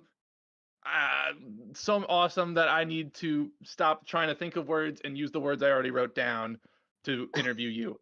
Let's get started. So, what is around the map size, map count for Nature's Gift? Huh? Oh, am I not coming off? Sorry, I across couldn't hear. good? Okay, I'll repeat the question just in case. What do you think is the estimated map count for Nature's Gift? So actually, the map count is already done. It's about 5 maps, and with varying room counts. Most are very short. So I think it will be very digestible for everyone. That is lovely to hear. We love digestible and yummy maps. So do you want to talk about the difficulty range for the maps a little bit? It will go from advanced to maybe GM +1, but I won't bet on that. I think it's just GM. Gotcha. Now this question is going to be a bit of a stinger, but I'm going to ask it before anyone else harasses you with it. Claims to be 100% vanilla, but was that Collab Utils 2 in there? So, you gotta take your poison. There's some things you can't live with. I'm just messing with you a little bit. Obviously, in order to make a good map pack, you need to use the map pack thing. But everything else is vanilla, 100%. You can promise that? I can promise that. Wonderful, awesome. Let's not talk about the sideways trajectories. No. Oh yeah, I saw the wood. That's a classic trick. I used that in a vanilla contest too. The iconic wood decals from Chapter 4. Love to see it. So let's talk about release window. Do you have any idea for that? I'm aiming for this year. But That's so soon. I can't. I mean, it's basically already done. I just have to get a few things done, and then it'll be ready. So this year, I think it'll be coming out. I can't give you more information than that because I don't know. That's fair. You don't want to give a wrong. Anything is possible. Anything? Oh, I love that guy, Zucchini. Sorry, I got distracted. But all right, so let's just finish this up. Do you have any other comments about the map pack? I want to talk about the origins about it because I think it's a little fun. Let's hear it. I made each one of these maps at the start just for some deco training, you know. I just made a heart room with a couple vanilla decals and just to, you know, have fun. Then I thought, you know, why not make this a real thing? Why not make this a map pack? I already got the deco concept. And yet, you know, overscoping. So that's fun. Classic Celeste story. All right. Is there anything else you wanted to say besides the history, or? No, that's all. All right. Thanks, Niall. Keep an eye out for Nature's Gift by Tier coming hopefully this year. And let's go to the interview because, I mean, not the interview, the intermission. I need to use the bathroom. Thank you, Tier.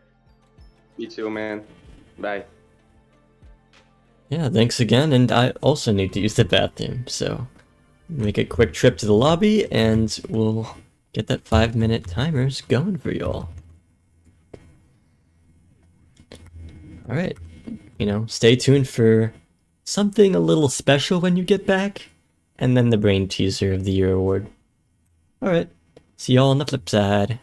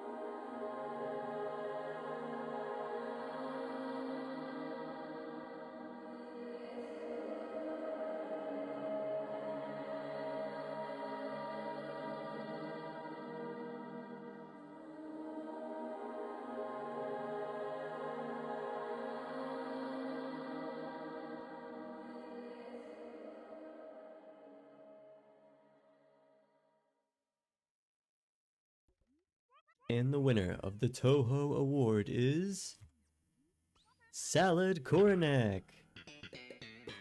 Feel free to come up on stage. Just don't get too close. Okay, don't get too close. Come on. Alright, wait, alright. Let's calm down here. Oh, no.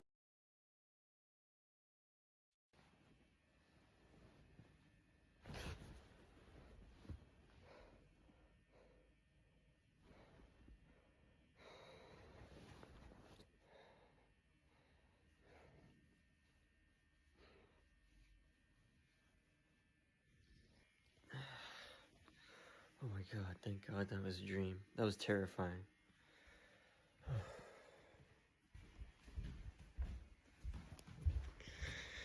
I need to get a drink of water.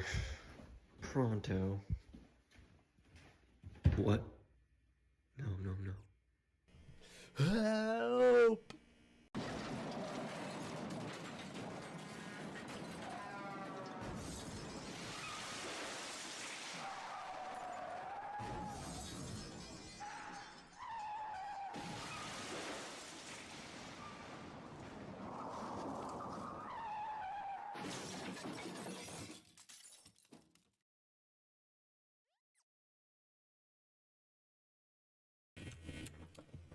Now we know. Now we know what caused Crescendo 33's death.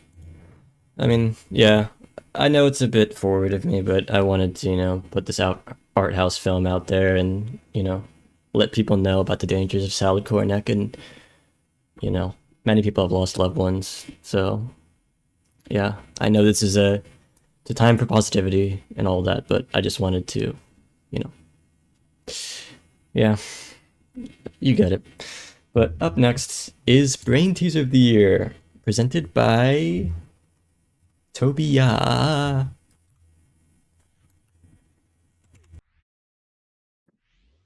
Okay, man, I'm still laughing. Okay, so Celeste it's all about challenging yourself, right? How many inputs can you do in half a second? How fast can you react to the touch switch flying across the room? But I think my favorite challenges are the ones that are just sitting there watching the screen and thinking, okay, how in the world am I gonna figure this out? Because puzzles are like an awesome experience, right? They build your problem solving skills. They challenge your brain, right? Um, but even more difficult than cracking a tough puzzle is just the creation of one in the first place. It's not easy to set up a conundrum that you can't just brute force to the end or luck your way through.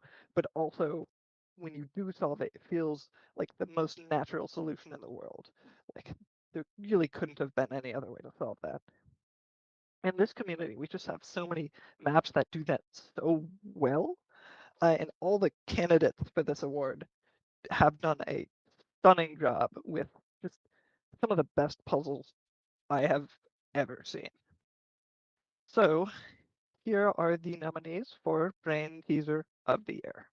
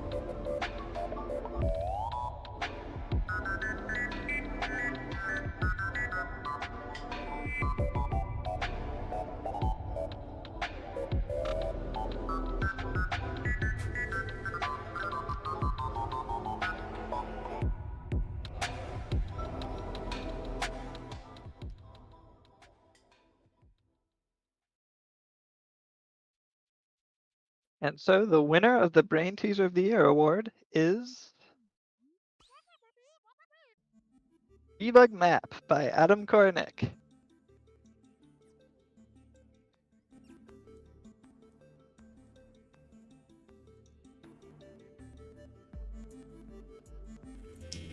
I think I sent you something in DMs.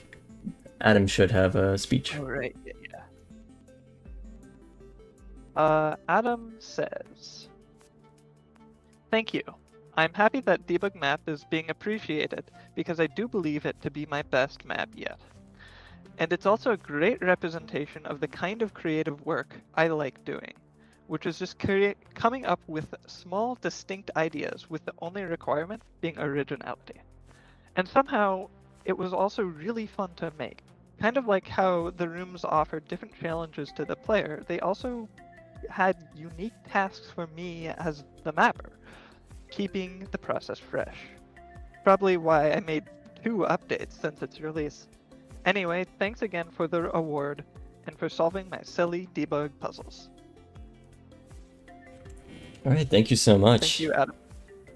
Yes, definitely. Thanks to Adam Kornick for that beautiful map. Yeah, that is like a one-of-a-kind puzzle map, and just keeps on iterating and iterating upon itself in so many interesting ways. So yeah. Also, side note, the most recent 25 rooms were not in consideration when it came to picking the winner for that award, because those 25 rooms came out in 2025, so it popped off from the 75 bangers that came. Okay, let me... A announcer has to go early, so I'm trying to navigate my way towards the correct place. Here we go. All right, up to present Atmosphere of the Award, we have Atmosphere of the Year Award. We have Giga.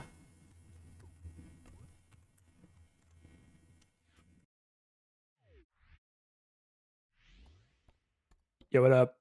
I'm Giga, the dragon who hasn't released a map, a master of psychic damage, and I'm here to announce the nominees and the winner of Atmosphere of the Year. Atmosphere is one of the most important parts of any map, in my opinion, since it's essentially telling a story without saying a single word. The most interesting thing about this category is every bit of the set piece coming together to shape that final picture, from deco to music and even gameplay forming that last impression on the player, or even a spectator scrolling through YouTube watching some crazy maps take place. One of the biggest questions you ask yourself when you're making a map is what kind of vibe should it have? And this is a significant impact on how people think about the map after all is said and done. Do you want it to be lighthearted, whimsical, and have you bouncing in your seat enjoying every second in maps like You Spin Me Round or Skyline Usurper? Do you want it to be gorgeous yet terrifying, urging you to turn back around in every moment you keep pushing forward, not dissimilar to maps like Project Lightspeed or Dejection? Choosing how to effectively shape the player experience can be a very powerful and very difficult thing to pull off. And the best Atmosphere allows that lasting power unlike any other. These maps are the ones that stuck in the community's heads the most, it seems. Here are the nominees.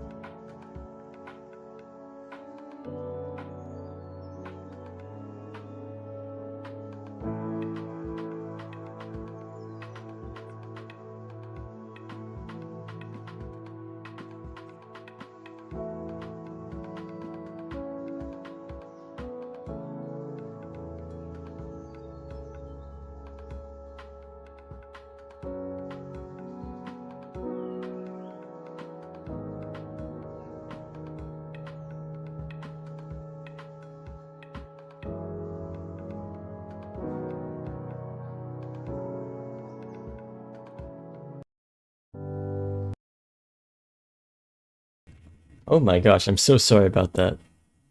Sorry, let me fix that real quick. I don't know what just happened.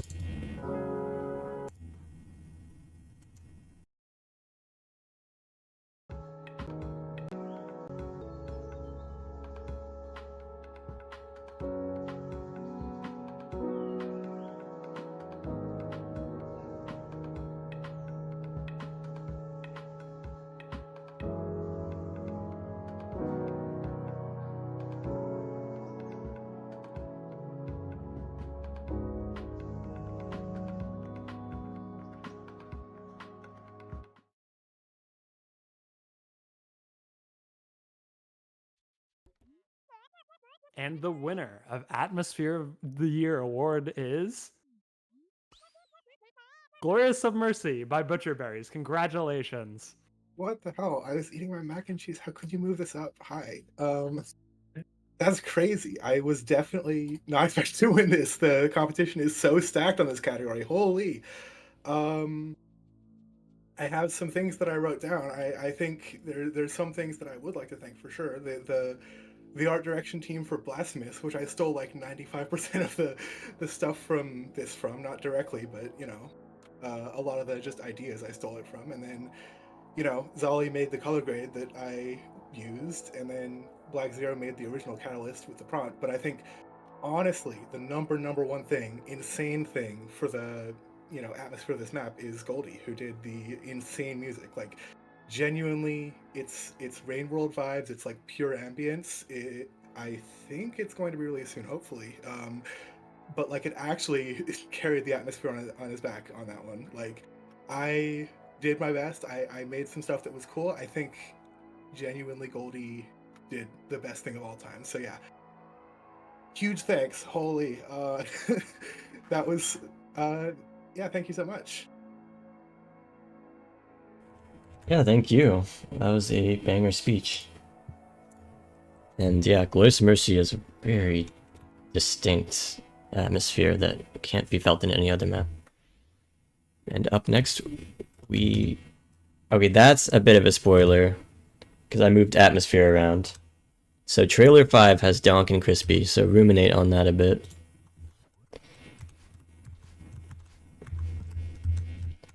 But up next, we have the Collab Standalone presented by Pazkalan.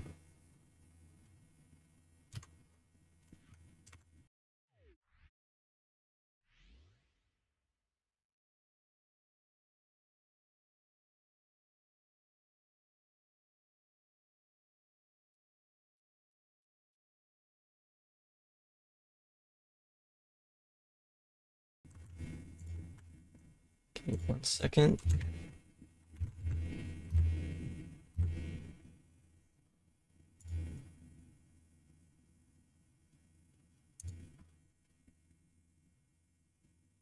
A bit of technical issues.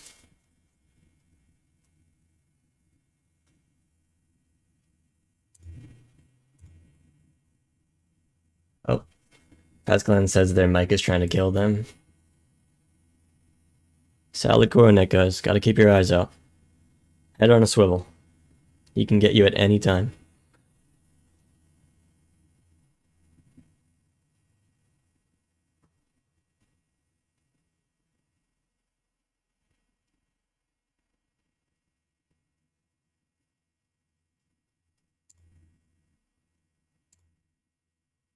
Oh, sorry, and I forgot to I forgot to change the text because Tart had to drop out pretty recently, so 'tis Pascaline who will be presenting.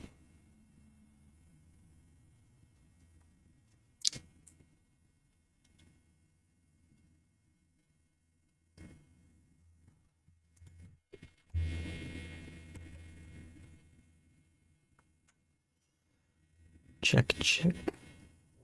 Alright, can you hear me now? Alright, now I can hear you. Let's go. Alright, you're good.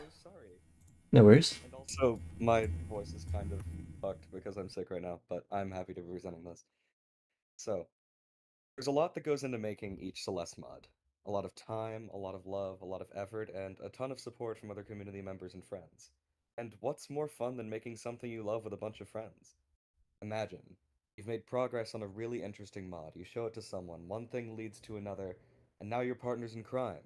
Vague posts and all. Imagine, life's getting you down, but a wacky idea pops into your head, and after joking about it in DMs, it turns into the next peak a buff zucchini map. What a time.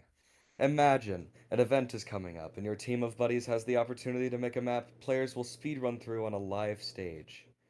You huddle together and pool ideas. It's going to be a wild ride. I know maybe that one isn't as likely as the others, but you get where I'm going with this. There's an endless amount of ways to collaborate, and collaboration doesn't have to be limited to a contest or a quote-unquote collab itself. Instead, you can release the map as a standalone. The complex, wholesome, and breathtaking world of collaborative standalone projects. When Toho reached out to me to see if I could write an intro for this category, I didn't know if I could, because truly, where is there to start writing? No matter when, no matter what the mod, inside of it there can be heart, there can be laughter, there can be strife, and there can be triumph. Ultimately, it's people sharing in the joy of creation. And like I said before, what's more fun than making something you love with a bunch of friends?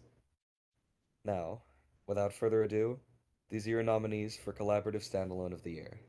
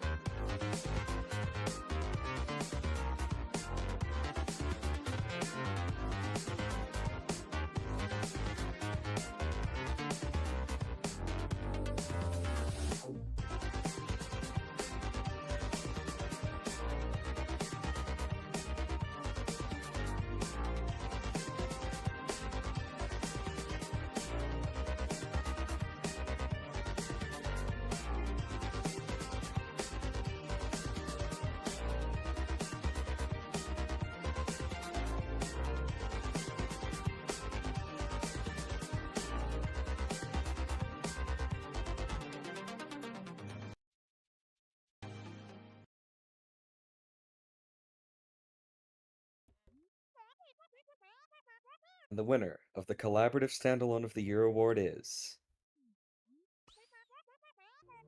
Collab General The Lost Levels. Congratulations, really, really deserved. So Cholito submitted a speech since they couldn't make it today, so I will be reading that out for them. Hey everyone, Cholito and Lucas here. We're the hosts of Collab General The Lost Levels. Feels pretty crazy to us that we are here among so many talented individuals, even crazier that we won amongst incredible maps like our fellow nominees.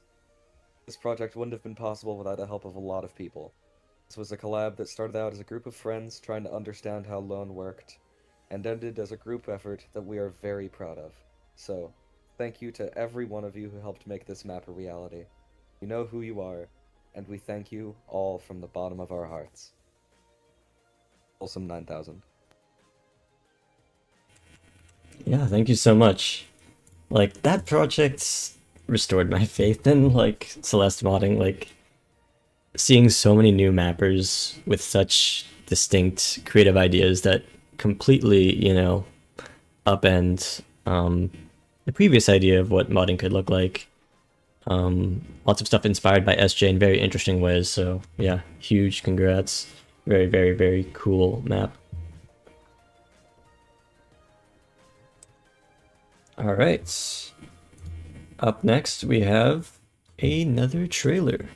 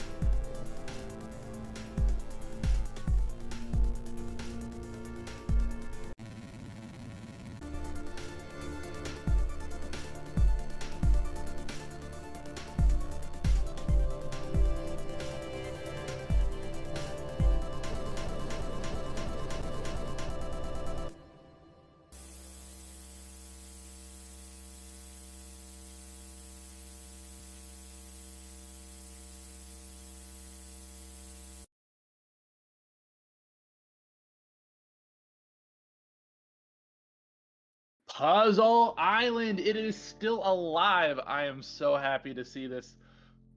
Is the person in the call? Hello, bro. Hello. Yay! Hello. Oh.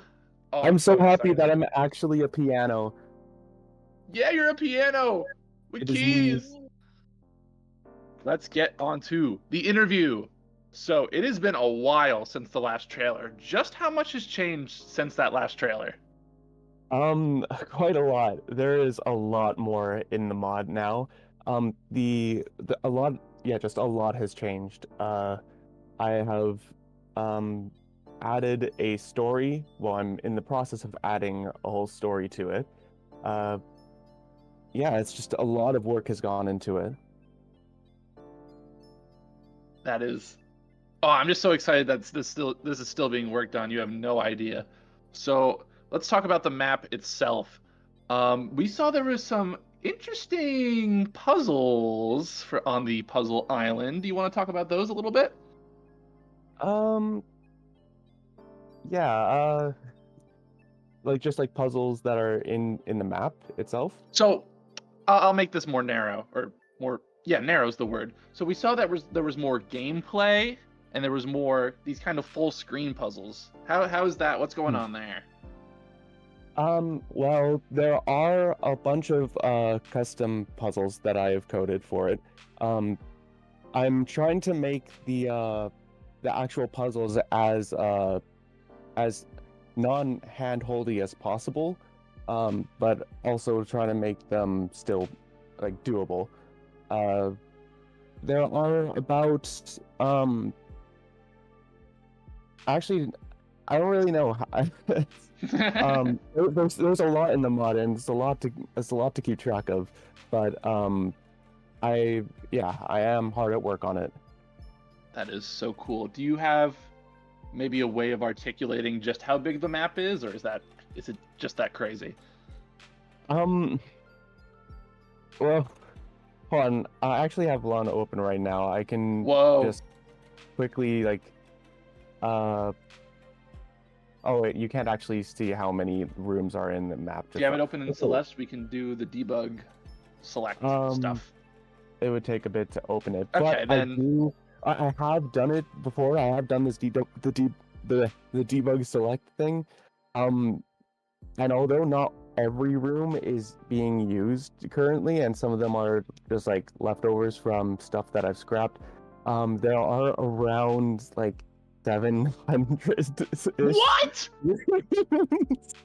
700? I've been working on this for a really long time. Oh my god!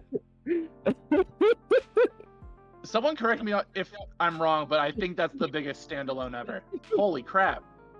I cannot ensure that every room is like the same quality, but I will do my absolute best to make sure that each room is the best it can be. And yeah, Holy moly, dude. Whoa, okay. Oh, wow. All right. We're going to keep going. So we saw a lot of cool effects outside the map and as a part of the trailer. Do those have any relevancy to the map itself, or are those just to look cool? Yes. A lot of the effects are directly to do with the map.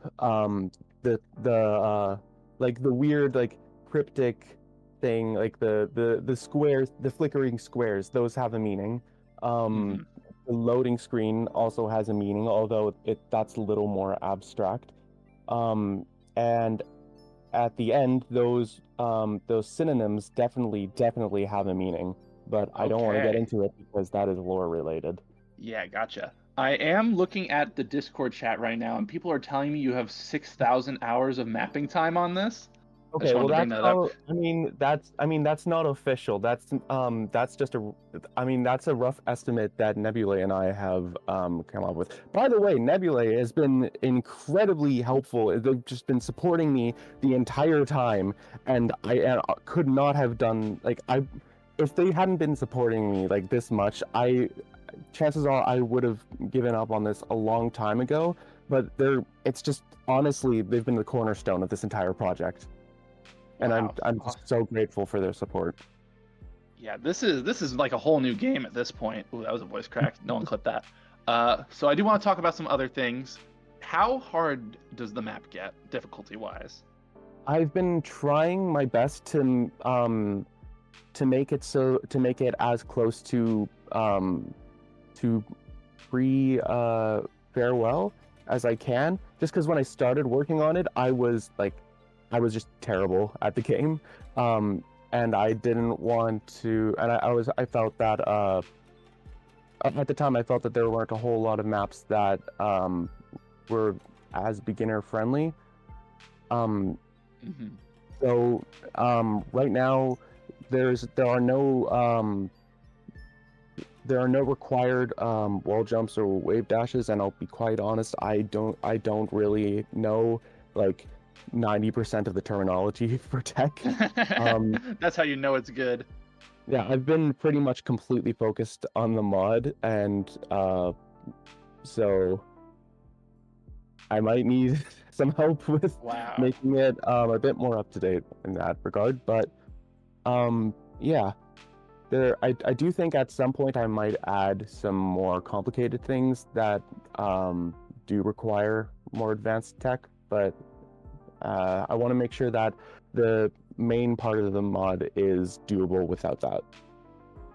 That is awesome. I love that a map this big is accessible to a lot of the community, so that's awesome.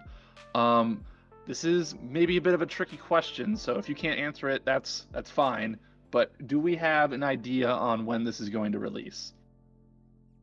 When it releases, I don't know. Okay, yep, that's fine. But I've worked on it this long, and I want to see it through to the end. Yeah, that is, with what you've done already, it's incredible and it's wild, and a lot of people are very excited, it looks like. So let's wrap this up. Do you have any other comments you want to share about the map? I want to give a heartfelt thanks to everybody in code modding who has ever had to put up with my ridiculous and complicated and so precise questions. They just thank you so much. and especially Snip. We love Snip. Yeah, it's just yeah. All right. Thank you so much for coming up and sharing this with us. A lot of people are really excited. So keep an eye out for Puzzle Island whenever it releases. Thank you. Thank you so much. Yeah, thank you so much. All right. Up next, this is a bit weird, but we're going to jump straight to Modder of the Year because Boss Sauce, our lovely presenter, has to go very soon. So let's give a huge round for Boss Sauce, and yeah, get hyped. This is a big award. Oh, I didn't change that.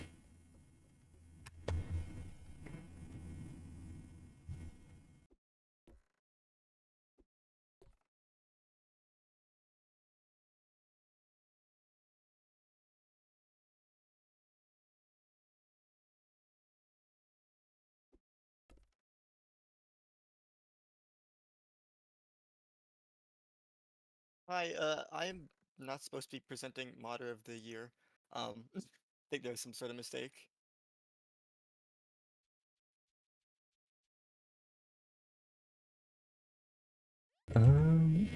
Sorry, give me 1 second. I got mixed up, I guess. Okay. Oh. I'm sorry. Wait, you're not even an announcer. I tricked myself. I absolutely tricked myself. This is the beauty of fan-made content.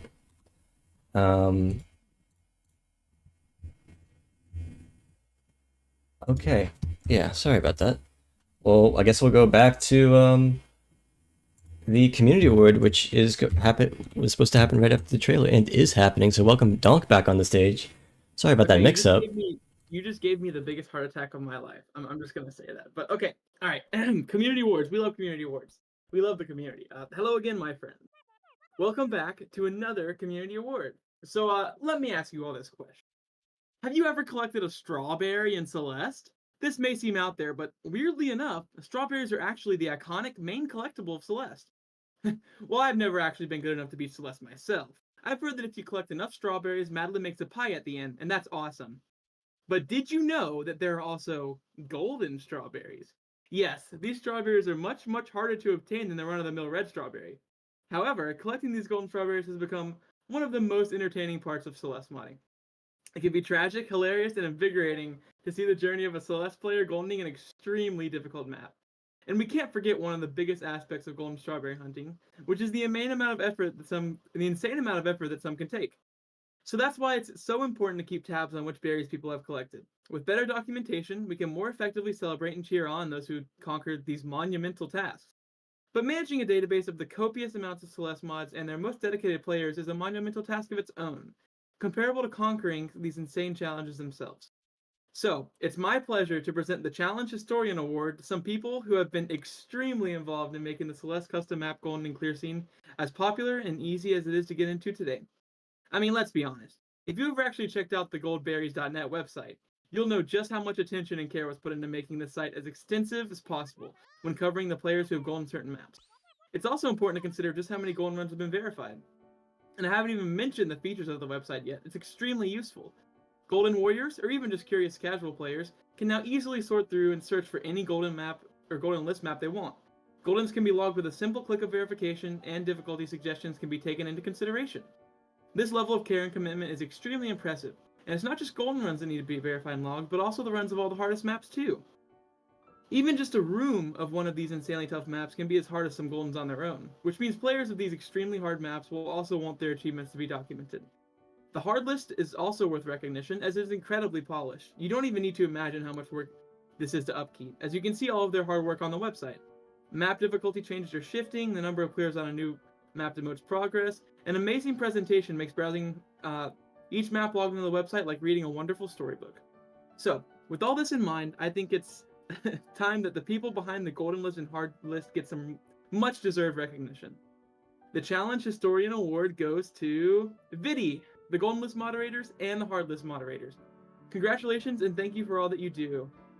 Vidi, if you're here, let me check. You are free to come up and say something. I don't see Vidi here. Okay, we are checking if Vidi would like to deliver a speech. Vidi's not in the call right now. I think Vidi sent me something kind of saying that they might not be able to make it, but we'll see.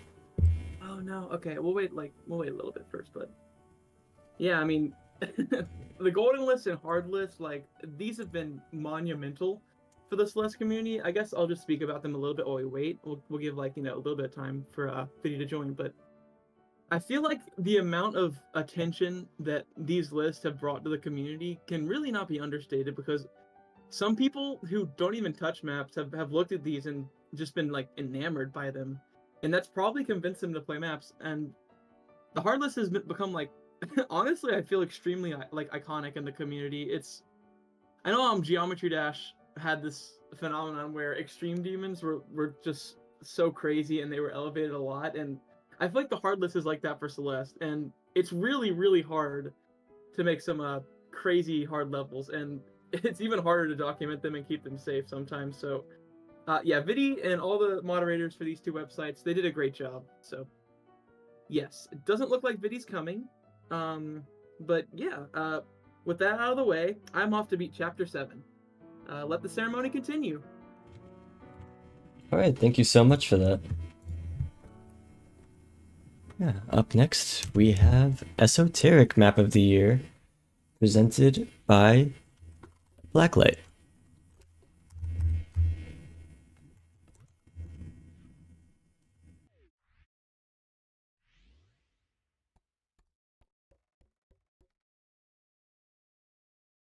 Hey all, my name is Blacklight, and I'm here to present the award for Esoteric Map of the Year.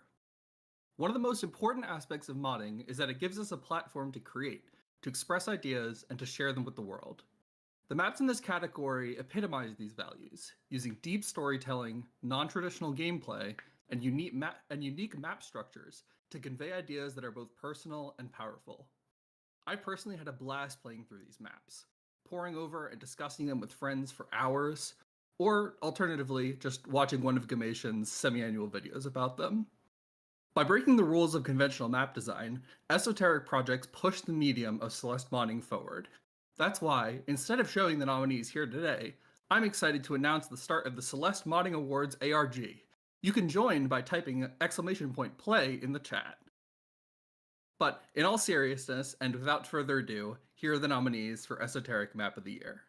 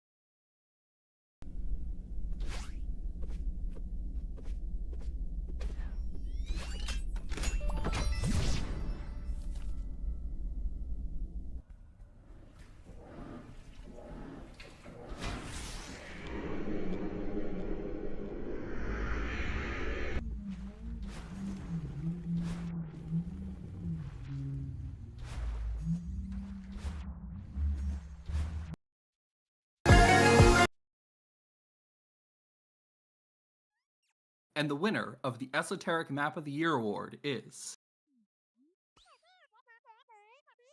The Wednesday on the Edge of Forever by IamBadAtVideoGames.com. Congratulations.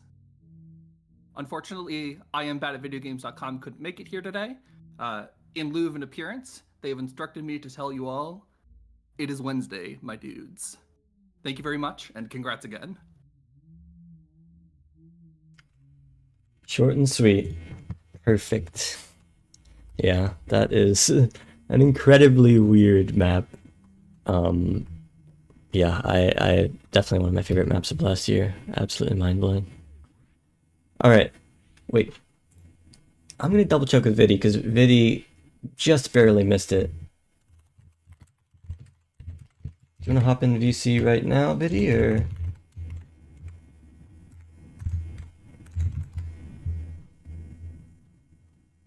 Double check.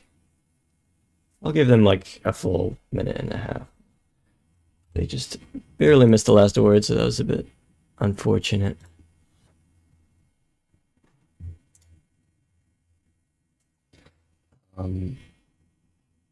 Alright, here they come. Alright, yeah, go ahead. You can speak as much as you like about the golden stuff and all that process. Hello, sorry for missing it. I did not know that this was a surprise award thingy. No, that's our bad. Community awards, by the way, for those watching, are not telegraphed at all, so it's pretty sneaky. Oh, and by the way, we are Vane, I just want to apologize and clarify my words here. The hard list and golden list are what the Geometry Dash Demon list wants to be, and yeah, it's a million times better. So I just wanted to clarify my word choice there. But congratulations, you're amazing. Yeah, I am honestly, yeah. I know that I was nominated for like the best clip of the award, and that was already awesome. But like, I am obviously so much more proud of Goldberry's. Like, this has been a hard project of mine for like over 1.5 years now. Like, me and Yoshi began planning this so long ago, working on the database and stuff. And it just like slowly materialized over all those months, just slowly building up, getting everything working. And as soon as I like launched the public beta in, I think it was almost a year ago at this point. I think it was April 2024. Like the feedback was just so awesome from the entire community. I loved that so much. And yeah, I'm glad that the release went over well. The maybe somewhat controversial tier rework also went over quite well, and yeah, the community has been flourishing. Oh my god, fucking BOTC. Yeah, I'm very happy for this. Thanks y'all for being here. Thanks all for making this community so awesome, and thanks for this surprise award. Oh. Glad I could still make it. Alright, I think that's enough yapping. Yeah, sorry for the mix-up, and thank you so much for all the work you do, you know, keeping the golden community alive, and, you know, yeah. Alright, good luck, more awards. Thank you. Up next, we have Collaborative Project of the Year. I think it's down here. Yep, it is. Alright, and this one's being presented by Fonda. Hello again. Remember me? Alright, gotta lock back in again to deliver more speeches. We're gonna do the speech that I wrote before the day of the awards. What up, my fellow Celestians? I'm Fonda1515, the man so white his last name might as well be Richardson, and I'm here to bring you Collaborative Project of the Year. 2018, now 7 years ago. Celeste modding was still in its primordial stages. People were getting their sea legs with this new ahorn technology. Nobody had any idea what the heck a communal helper was, and Farewell didn't even exist yet.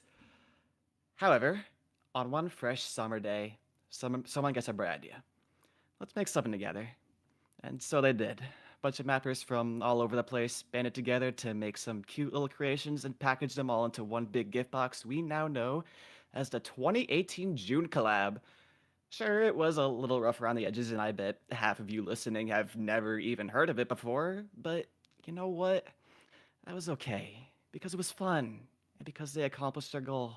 Just making something with the community they all loved hanging out with. And so, soon after that, people continued getting that same bright idea, time and time and time again.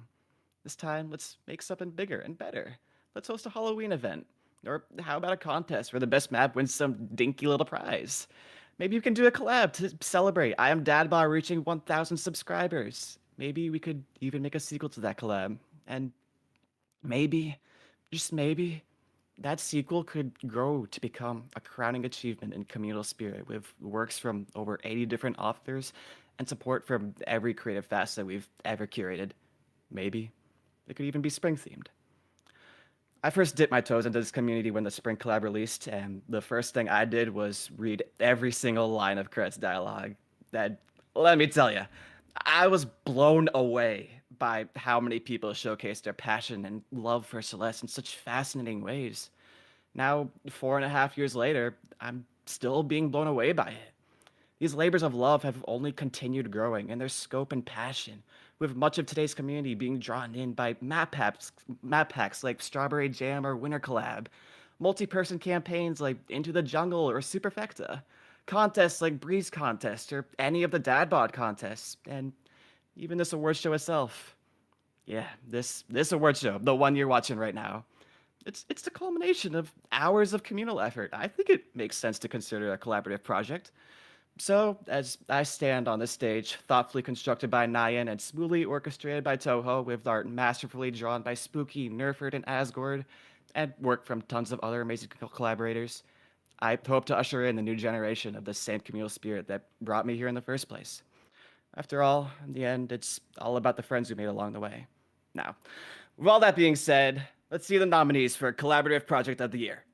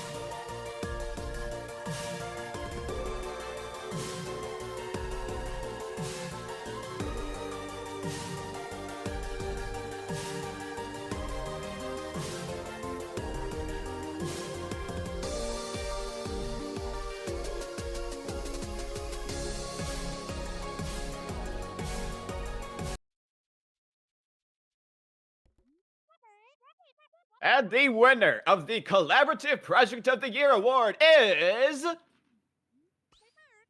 Secret Santa Collab 2024. Congrats, guys. Ho ho ho! It is Goose Claws. Wow.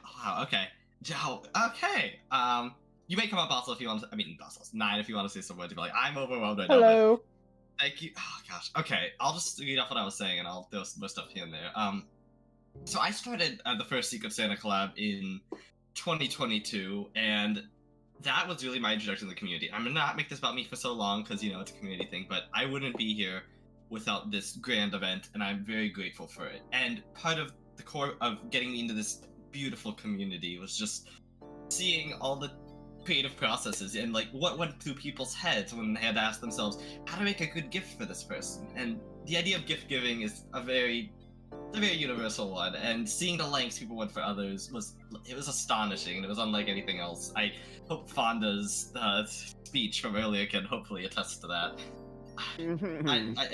This is ultimately a testament to the wider community, as I'm only the organizer. I only made 2 maps, and there are so many talented people between mappers and artists and musicians and coders and everyone else involved. It warms my heart in a jolly way, thinking about all the impacts and cool maps I was able to help, I guess, make, and everyone really made, because everyone was involved. I love this community so much. Keep on being creative, because even if I'm not doing Secret Santas anymore, the idea of gift giving, I really hope that inspired people. I mean, you still have like Secret Santa collab, like Zucchini Gourd Secret Santa collab, and the Not So Secret Santa collab. But gift giving in this way, it's a beautiful thing, and I suppose if that's the one thing to take away, this is community. I hope you all make something for someone today or another day. Ho ho ho. And Nyan, if you want. Yeah. In lieu of boss sauce, let's just present on boss sauce for a minute. There's a special type of person in these collaborative projects I want to thank. So if you were paying attention, you'll notice that Goose said they just made 2 maps. They just made 2 maps? That's a lot. That's a lot for one project. For Secret Santa 3, all I did was make a map about crabs, and I thought that was a lot. But there are people, and you know who you are, but I'm going to say a few off the top of my head. I know Spooky did a ton of stuff. I know Zucchini did a ton of stuff. I wasn't paying a ton of attention during the thing of the collab. Crispy Bag, oh my god. For jumping in near the end of development and saving this project. Collaborative projects do not happen without the people who go above and beyond. For every project, these people are crazy. So thank you to the crazy people. Thank you to the people who do exactly what is expected of you, because I mean, that's what expected of you. And just thank you to this community who love each other enough to work together without problems, because you don't see that in real life that much, but in here you see it every day. Thank you. Also, is someone gonna read Basel? Did Basel send his out thing, or should I? Yeah, I can give it a read. I got Cass's speech here too. One thing I want to ask first. Goose Claus, can I please get some helpers in my stocking this Christmas? You get Viv Helper.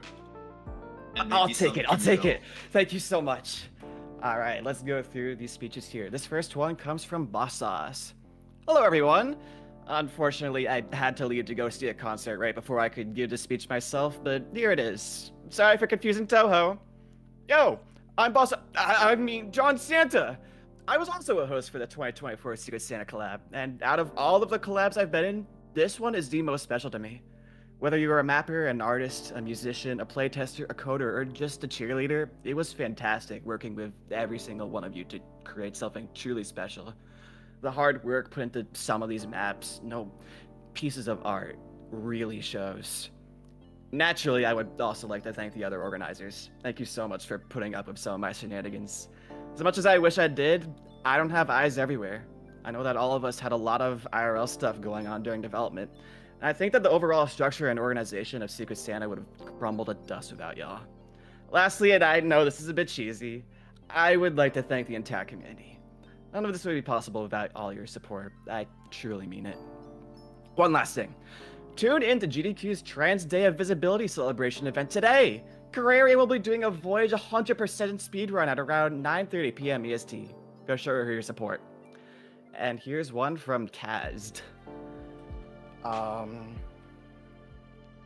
nice! Can't say I wasn't expecting it, but everyone popped off so incredibly hard on their maps this year. What makes it particularly awesome is it being a by mappers for mappers event. Everyone got to be creative and a little weird and put a bit of themselves on every map. And I'm just very happy to have been a part of it, even if small. Huge shouts to Goose and Boss, who worked their asses off on this project, and big thank you to Spooky, Crispy Bag, and Tier, who, even when it wasn't their responsibility, they were very gracious to lend their help everywhere they could. And to Inkticus for being the go, and making 1 trillion tracks between all the Secret Santas, and have all of them be absolute bangers. And same goes to everyone involved. Seeing everyone be together and have fun and help each other is what this is all about. Makes me very happy. I guess lastly, thank you to you, the viewer, for being so positive about this collab and sharing your love of the mappers. For many of us, it was a very hard task to finish, so to see all your appreciation and hype about the final product is very awesome to see. Happy Landline emoji! Congrats. Yeah, thank you so much.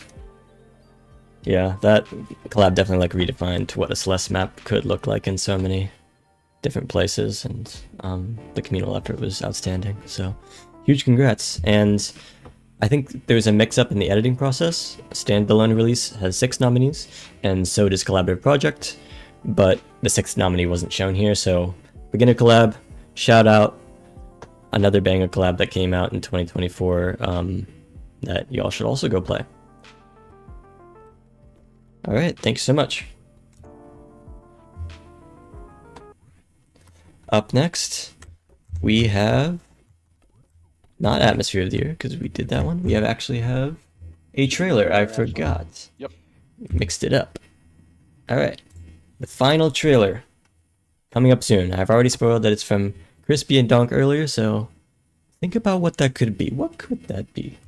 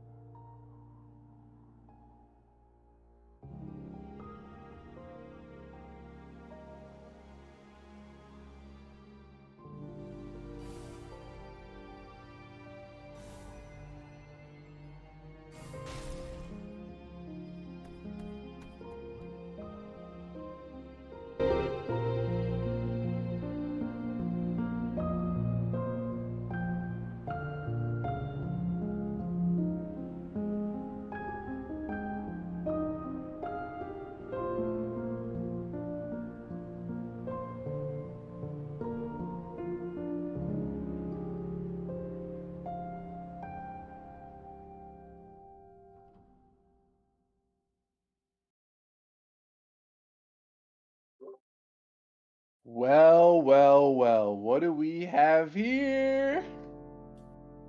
Hello, bro. Hello. Hi. Winter Collab 2? I am Okay. scrambling. Don't worry, guys. I have actually prepared a bunch of secret questions that are way harder than the ones I gave you beforehand.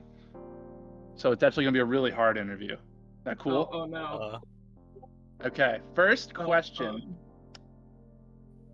Let's talk a little about the collab. Fusions? Again? What? Yeah, I know.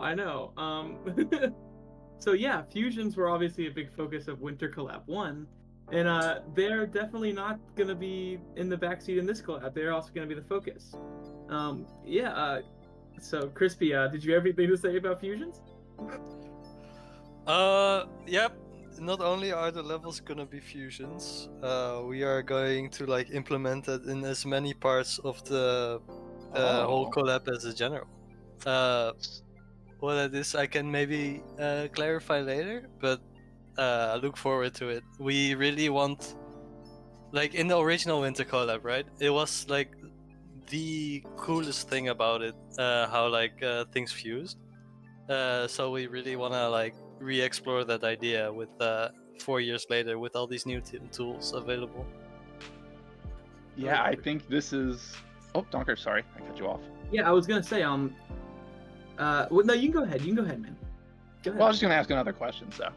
Well, I did want to talk a little bit more about how fusions are going to be structured. I think one of the strengths of the original Winter Collab was that we had a wonderful composer, Abacus Null, who handled most of the music and deco for the trios of fusions, right? So you had Map 1, Map 2, then their fusion, and Abacus Null did the music for pretty most of them. Kiara also did some. But yes, it made all the fusion trios feel very cohesive. So in this collab, we're also hoping to do the same thing. So we're going to need some musicians who would be willing to make tracks for 3 maps. Track 1, track 2, combination of tracks 1 and 2. So yes, if you are a musician and that sounds interesting and fun to you, be sure to fill out the forms, which we'll be posting soon. So yeah, fusions are going to be really sick. We are really excited about them. We're excited to see what you do. So yeah. Sorry, just a bit of an interjection. All this info will be in the description as well after the awards. Like the game banana link to Welcome to HEADSPACE and the forum link to this. So yeah, keep your eyes out. Yes. Wonderful news. So you were saying applicants. How many are we taking, and what are you looking for in people applying? Okay. So as you and me and Crispy Bag will say, we really, since a collab where you're working closely with someone and you're kind of just depended to finish by your partner, we're looking to get people who have mapping experience.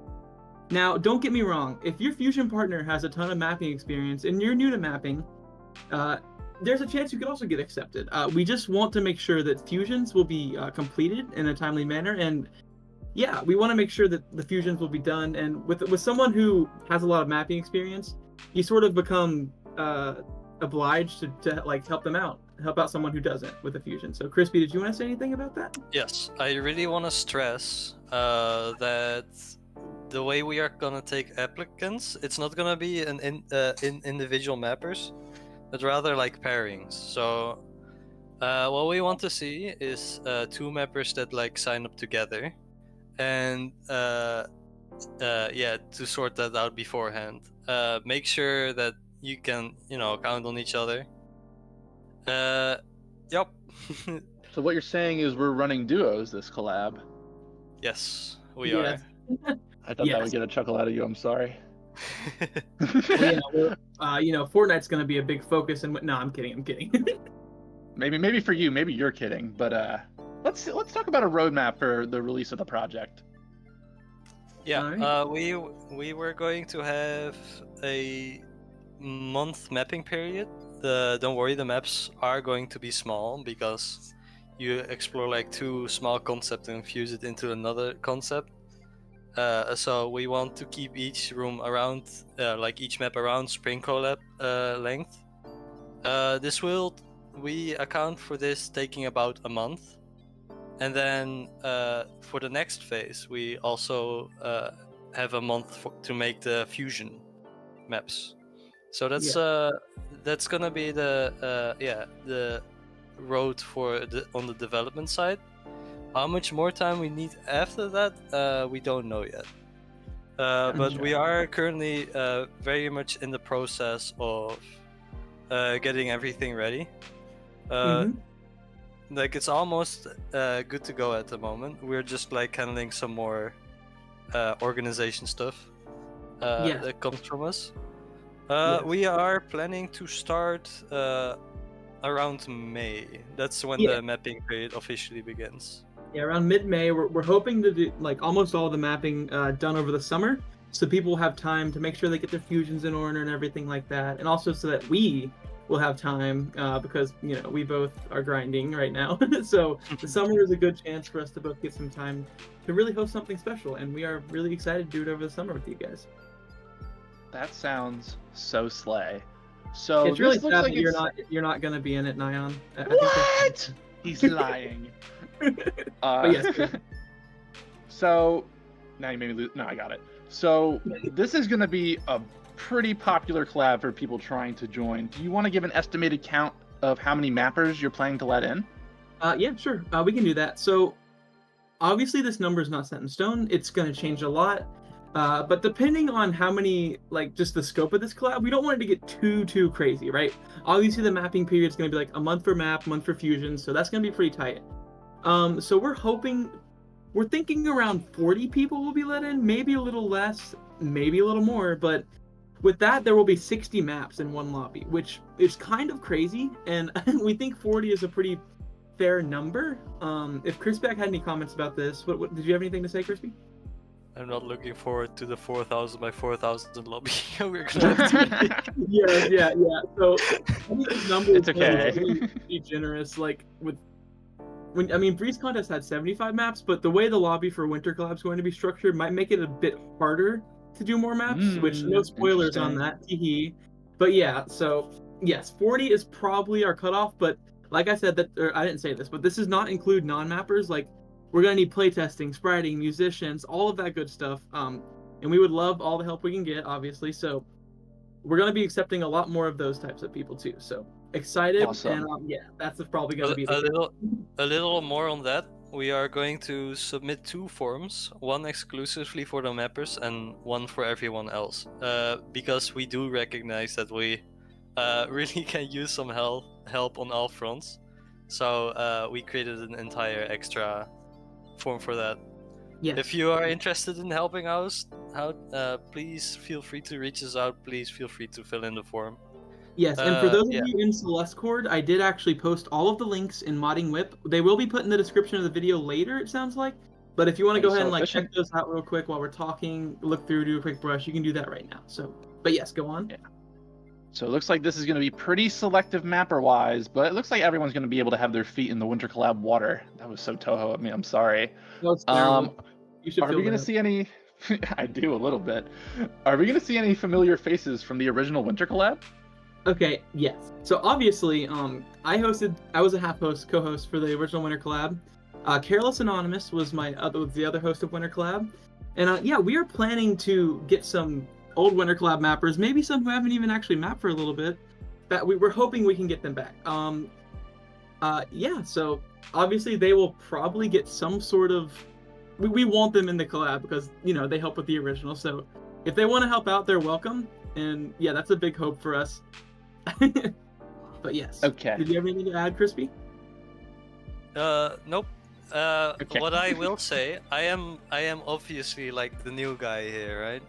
I was never a part of the original Winter Collab, so hosting it again this year, I'm really looking forward to like the new people that didn't have a chance to for OG Winter Collab and bring their own spin. I'm really glad that we can do something like this again for people that missed the original one back when they weren't mapping. It's gonna be so cool. So like old takes new again and new takes new again as well. It'll be really cool to get everyone back. And all of it. I hope it will be a sick blend of old and new. Yes. And Donker, just because I can tell you're nervous right now, I have a pop quiz for you. How many maps are in the original Winter Collab? 200. Not quite. We're gonna have to eject you off the stage now. But if you have any last comments, I'll let you get those in. How many maps are in the original Winter Collab, Nyan? I don't know. This genius. Okay. Any final comments?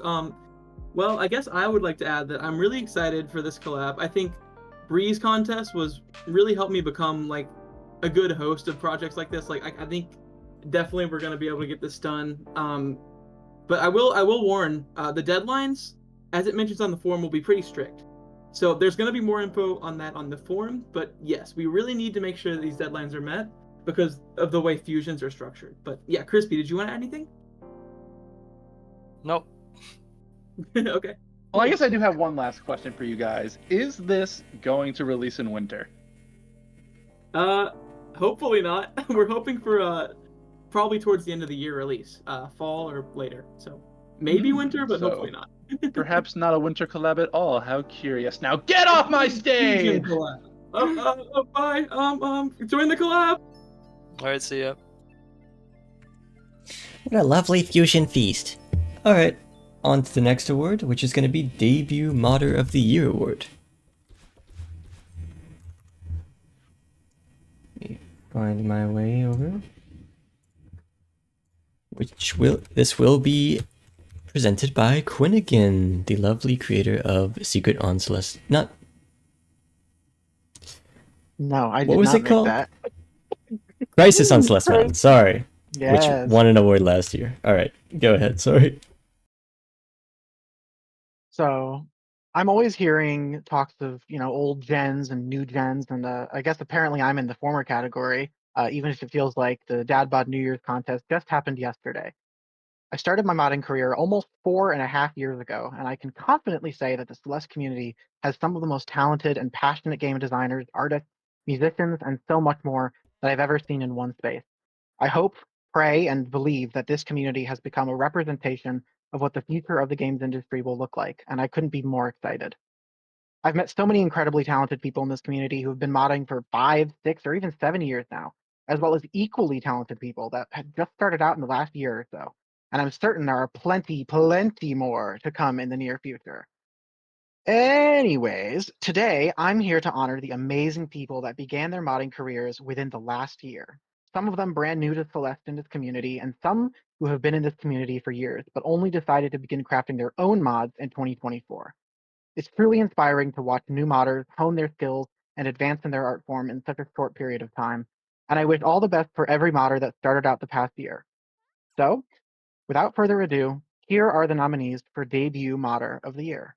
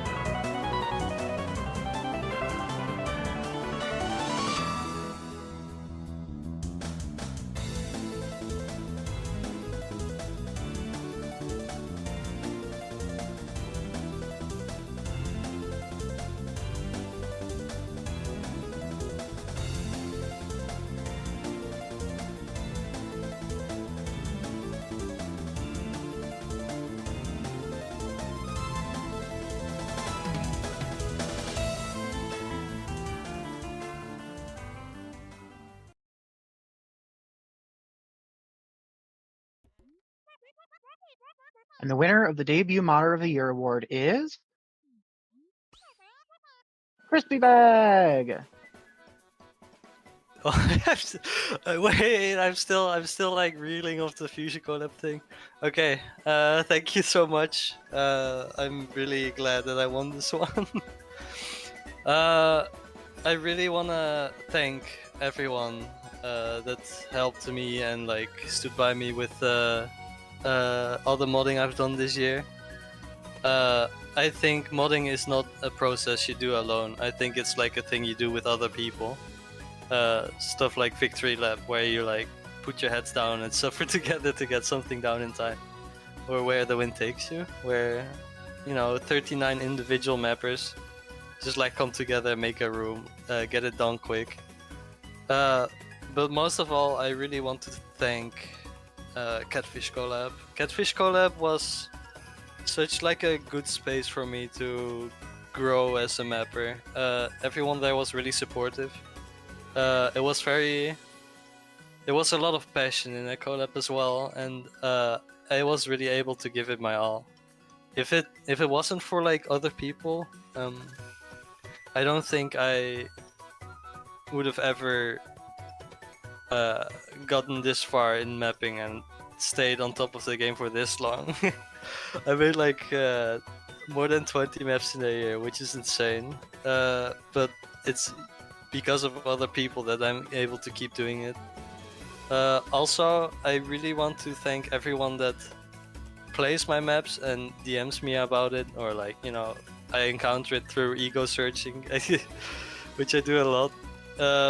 Seeing people enjoy what I create and like find something in what I try to like convey to the player really makes me happy. I met a lot of friends through this modding endeavor. Last year I was only like a spectator, right? I looked in and I wanted to be a part of the community, and I'm glad that I got so far that I'm now here with the debut modder. Yeah, also thanks for the shout out for for Secret Santa collab. I'm really glad I was able to take part of that as well. It was like huge for me because I got to work with all these people that I only knew by map, and now I can know them as by person as well. So it was a really big, social environment for me as well. What modding has become for me. And shoutouts to all the other new mappers as well. Starting with modding can be quite grueling. It's really hard to finish something and like release it. There are like always like a lot of steps to mapping that can it meets a lot of resistance, and you really have to push through that when you are like a new mapper. So I also wanted to like give a huge shout out to all the other nominations as well. Yeah, that's it from me, I think. Thank you. All right, huge congrats. Yeah, Crispy like started carrying the community on day one, and it's just been lovely to see his style just develop and get better and better. We have the final four more awards left. Up next is the Formidable Award, presented by the Formidable Olive.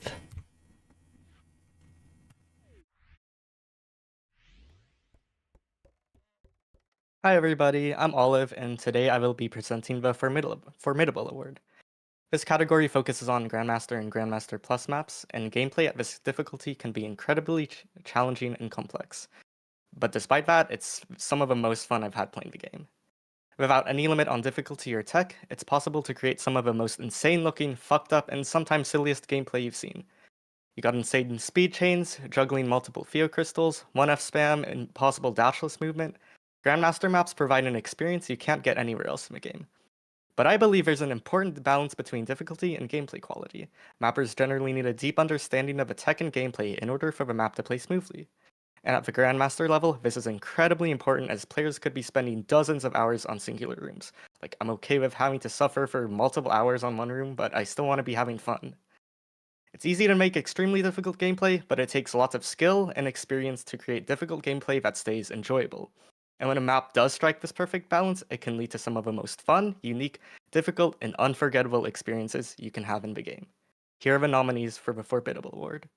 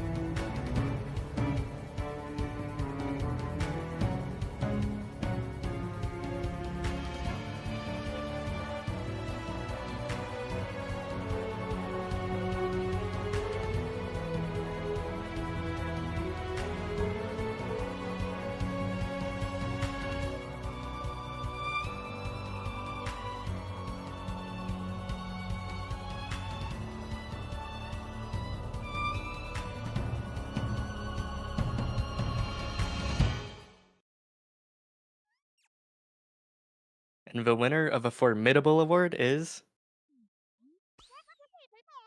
The Hickory by Vitellery.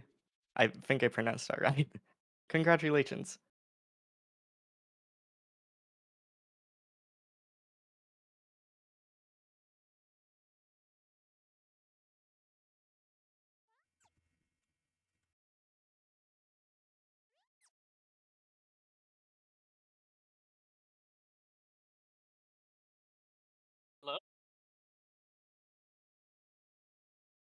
Hello? Hi. um, this is crazy. I am I didn't prepare a speech. I'll be upfront. Um,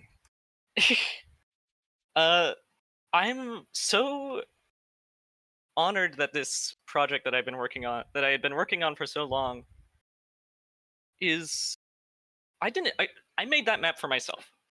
First and foremost, that was a map that is called Vithekari. It is like it is inspired by one of my favorite maps from Spring Collab, and it is just that concept exaggerated to extremity purely because I liked it.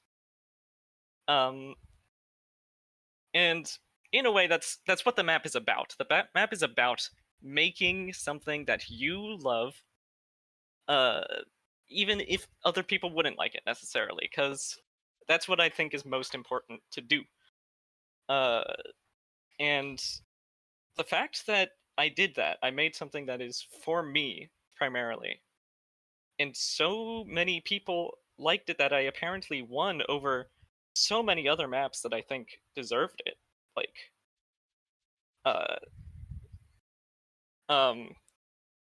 is incredible. I'm really, really honored that people liked it as much as they did. So if there's something to learn from that, it is to always make what you want above all else, because there's an audience for everything. That's what I always believe, is there's an audience for what you want to make, no matter how niche you think it is. Yeah, that's what Vithekari is about to me, and I hope that people I hope that people take inspiration from that. Oh wow, huge congrats. Yeah, it shows the amount of time you spent working on this. Like, it's a monumental achievement in design, in my opinion. Thank you.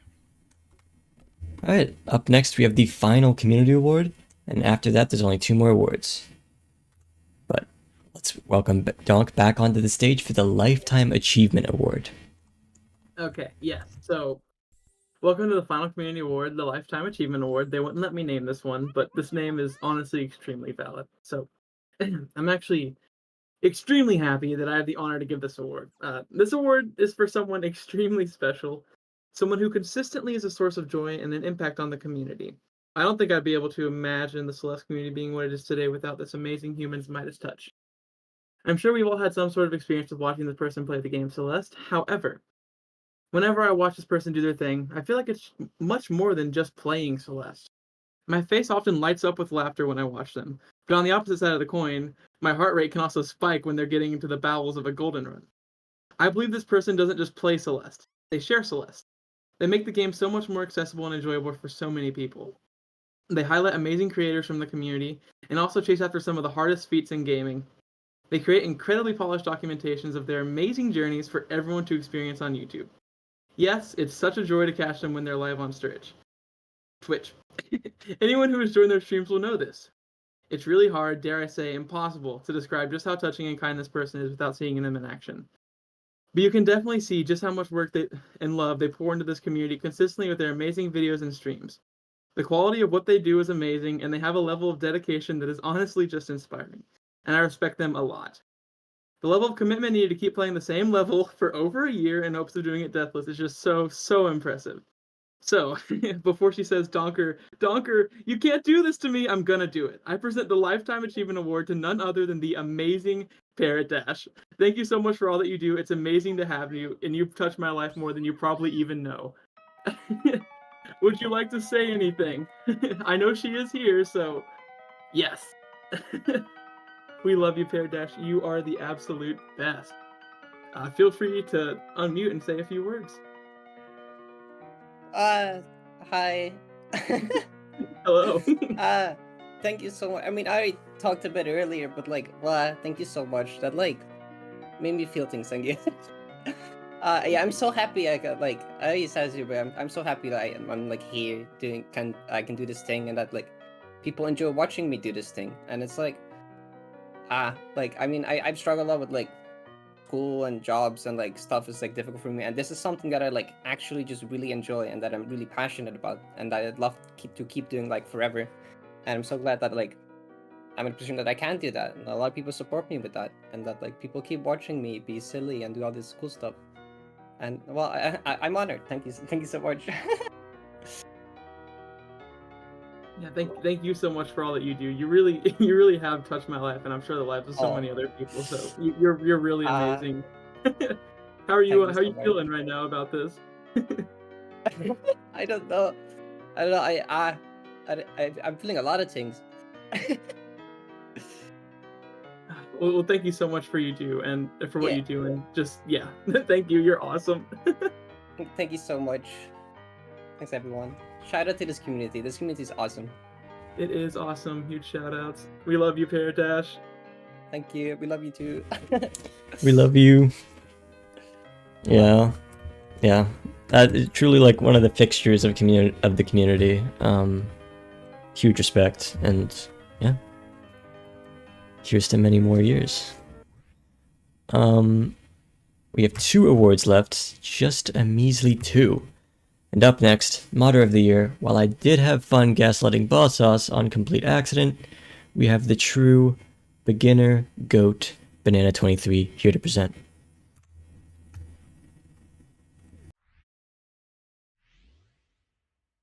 All right. Hello, everyone. Yeah, I'm Banana23.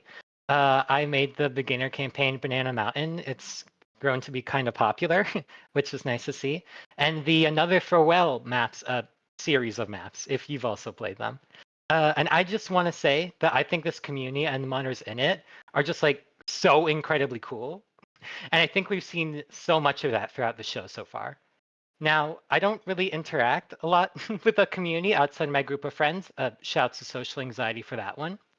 But I still like to browse Celeste Court from time to time. And it just like never ceases to amaze me just how insanely passionate this community is.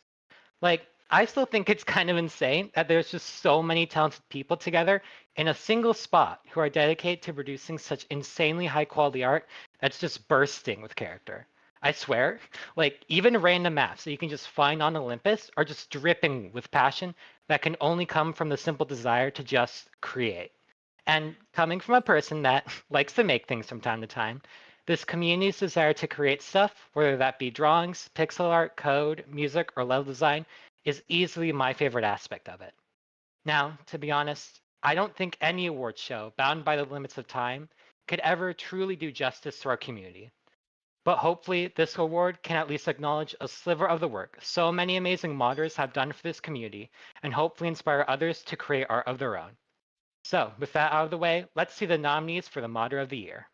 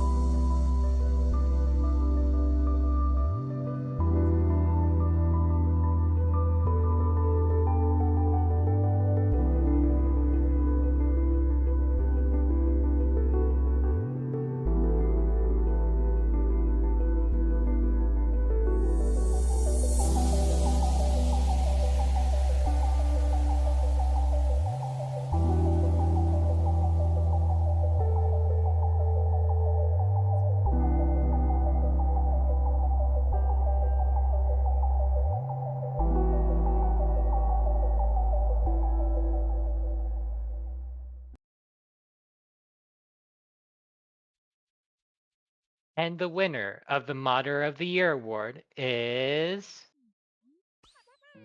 Donker19. Oh my god. Congrats. Thank you so much. I'm gonna kill you, Toho.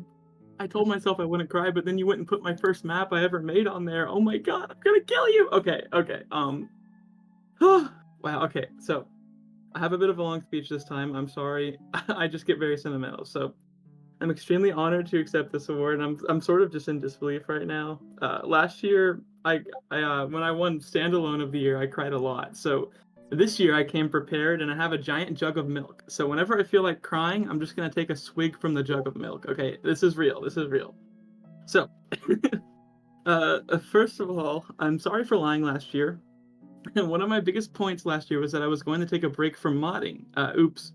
Needless to say, this didn't actually happen. It was in a point in my modding career where I did genuinely believe that I was going to take a break and be done, at least for a while. Then, you know how it goes, my bestie Nyan announced that he would be holding a contest based on translating music, which I disregarded at first. But then I had a really, really cool idea. And this idea morphed into one of my prettiest and most atmospheric maps, and this map really drew me back into mapping. Then I reached out to my friend Rue to judge for a contest that, despite the name, was not actually capped to intermediate difficulty. Yes, the intermediate contest. If Bones Goal revived my love for mapping, then the intermediate contest revived my love for playing the game. There were some incredible maps, and one that really blew me away was Before It's Too Late by Rilp. And this map was honestly a really big inspiration for me. This contest really helped me realize just how much I truly love playing this game and making for it, but I wanted more. Since I stepped up from being more than just a judge for Ant Contest and actually made the lobby, I wondered if I could handle hosting an entire contest myself. This was something I really wanted to do. I also was craving beginner maps, so I decided to make a beginner contest. I made an example map deeper using almost totally custom assets I made from when I first started college. I was nervous, and making a super pretty beginner map was a great way to de-stress from all that change.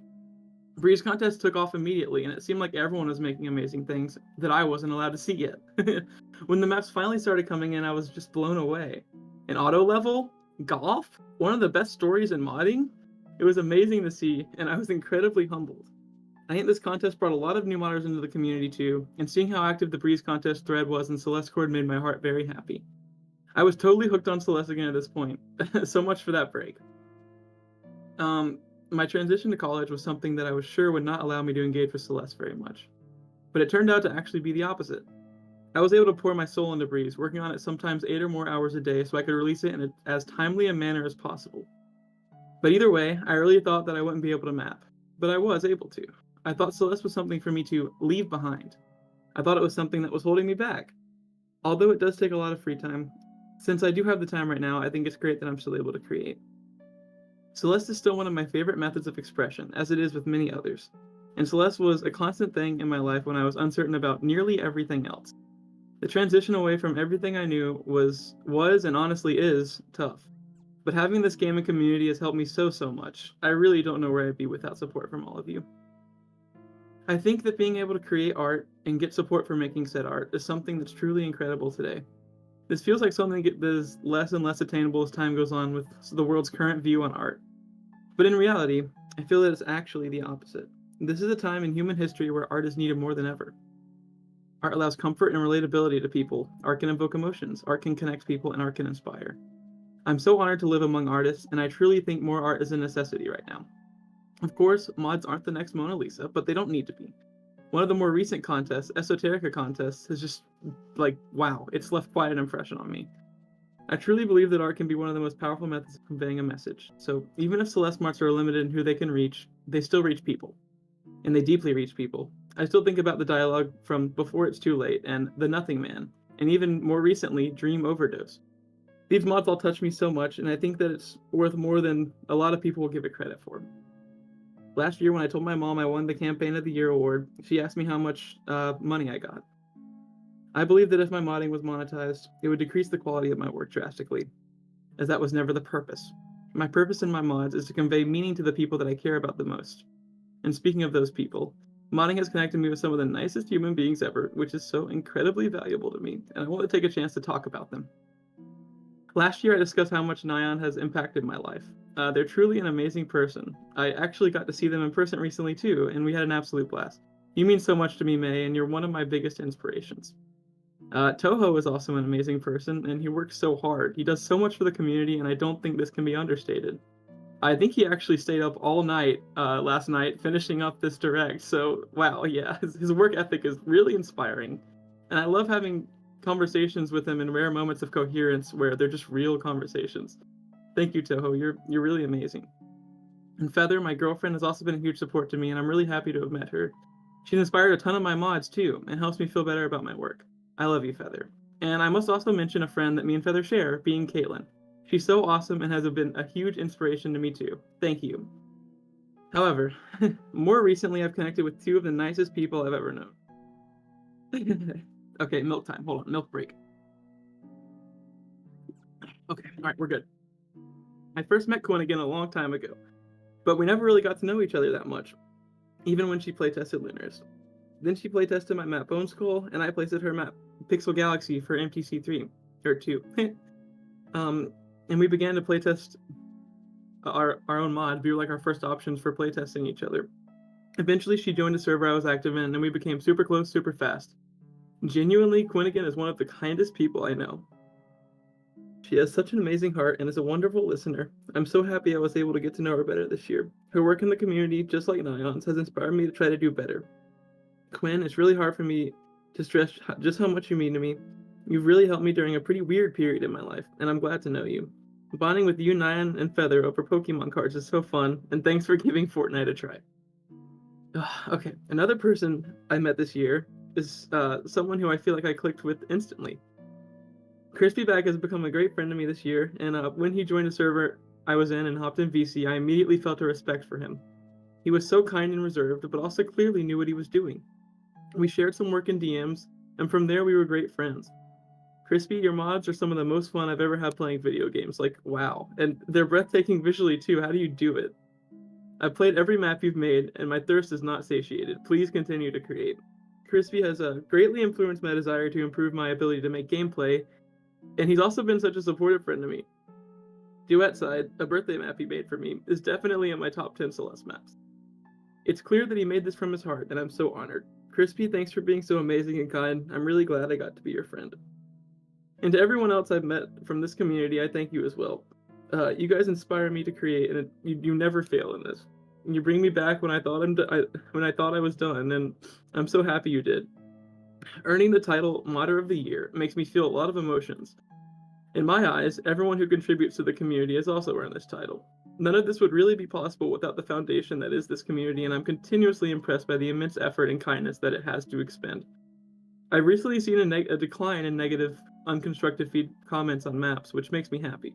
Having a community that fosters improvement makes such a difference in ushering in new creators. I've met so many amazing friends in this community, and I keep making more. Frika, you're such a cool person, bro. What the heck? Your banter is always hilarious. Glurg, your work in modding is so sick and inspirational. You make such cool stuff, and I love chatting with you about it. I wish I could talk about everyone now. You're all so great, but we just don't have time. So, to end my speech, I think I need to reiterate how humbling this is. I've become so much more confident and proud of my work, and I do genuinely feel that I've earned recognition for it, but this is more than I ever could have imagined.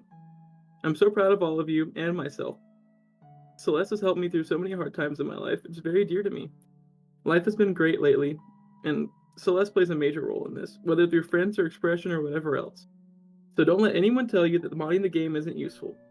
Thank you all so much for this amazing opportunity. Never stop creating. You're all so beautiful, and you make such great things. I am very excited for the future of this community. Thank you.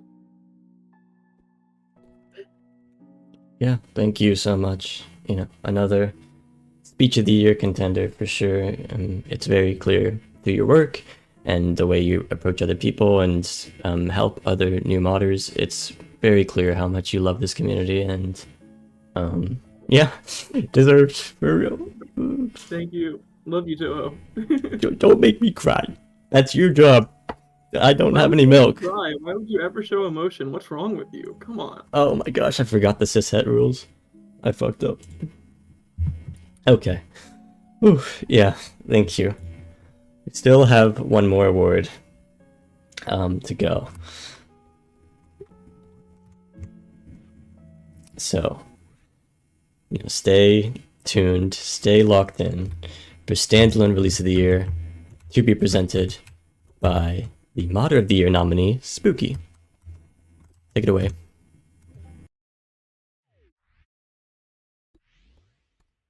Hello, Spooky here.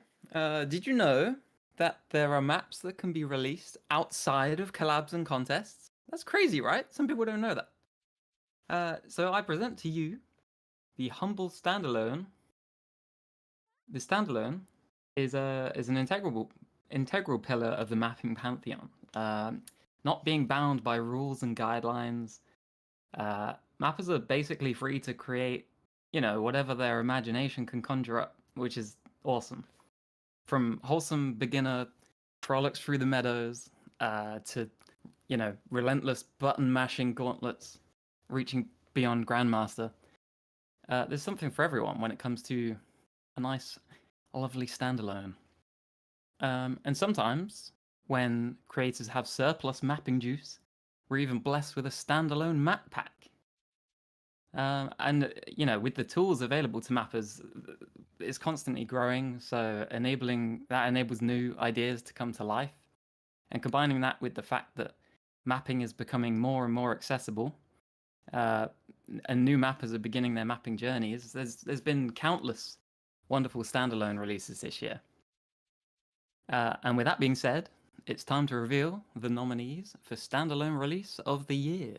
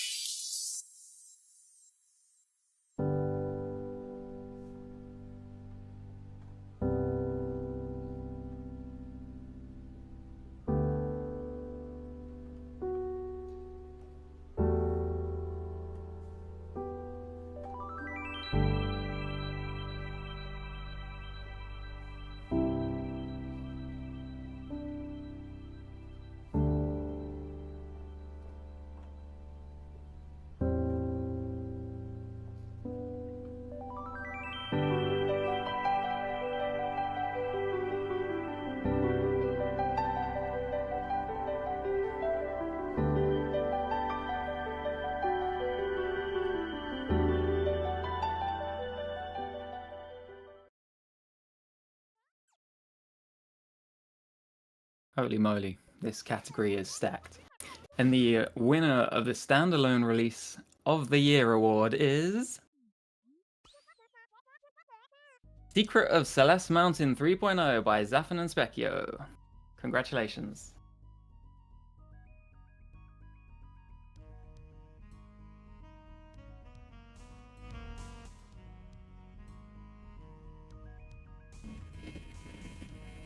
Specchio, are you there?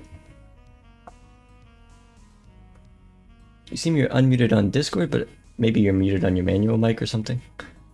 Yes, I am muted on my manual mic. Oh, I there you want go. to be doubly sure I did not accidentally speak in this channel. Thank you so much to the community. It's amazing that we were able to win. I saw so many amazing maps in that trailer that you just ran. So it's really special that Secret of Celeste Mountain was able to win the award.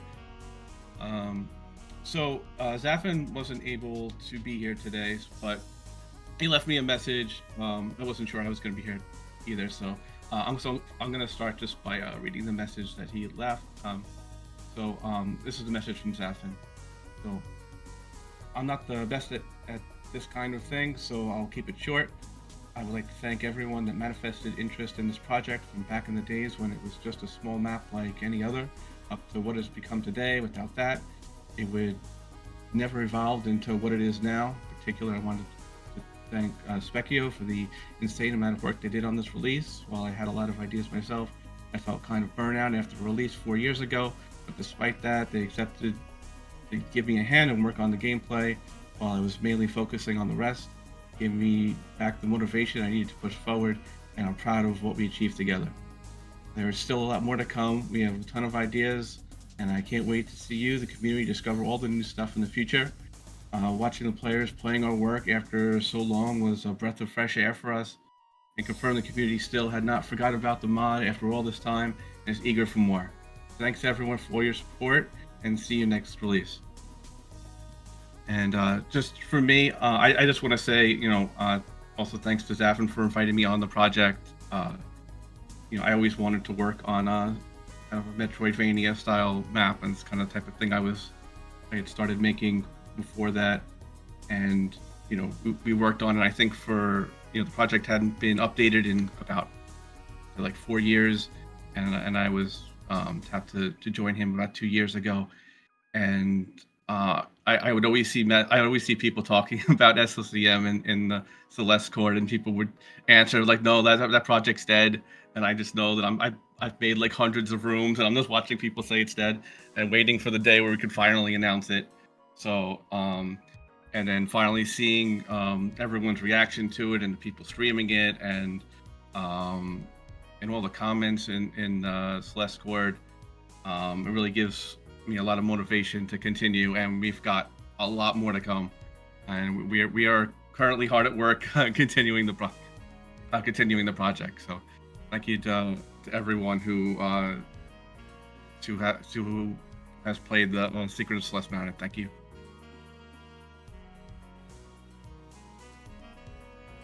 Yeah, thank you.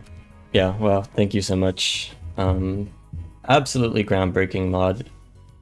It has the most distinct playstyle I've ever seen in a Celeste mod. It feels completely different and yet infinitely polished. So it's really incredible how they were able to, just build this insane monumental achievement in design kind of without many other references, seemingly, from other maps in the Celeste community. So great job. Thank you. Yeah, one of the things is at least I like about the map is that it doesn't have a lot of tech in it. So maybe that's kind of, I know that with difficulty in Celeste, people tend to think of it as tech, right? So this map kind of goes in a different direction where it's still difficult, but it doesn't require knowing a bunch of different techniques. It's just more standard gameplay, just with a lot of new elements added in.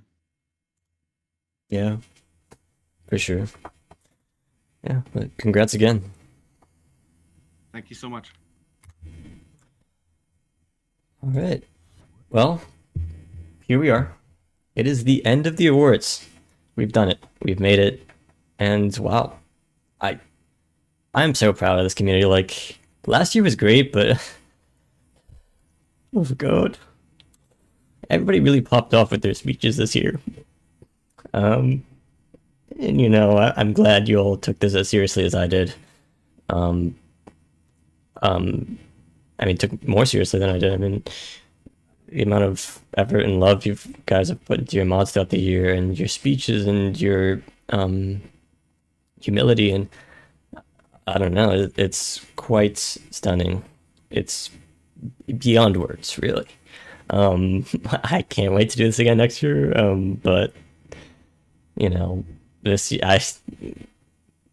year was absolutely just fantastic.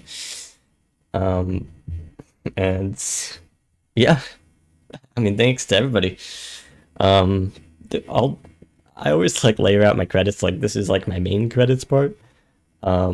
And then there'll be the outro with the credits, and then there'll be the developer's note with the more rambly stuff. But first and foremost, Nyan kept me on track. This wouldn't be finished if Nyan wasn't there to fill in all the gaps where I couldn't work, or this last week was a pretty crunchy time, and I definitely leaned on Nyan very heavy, and he came through, completely came through. And Spooky added some more these little pedestals, and they're very cute, and they recolored the lobby and just made everything look a little more pretty than it already did, which is very impressive considering how awesome this lobby they made for us is. So yeah, thanks. Shout out to them. Shout out to Viv and Luna for the code that still works. I ran into some bugs, but it's because I didn't follow their advice. And yeah, I mean, I'll ramble more in the outro, but for now, let's move on. And let's say goodbye to this beautiful lobby and the beautiful nominees and the beautiful modders. And let's say hello to a new year.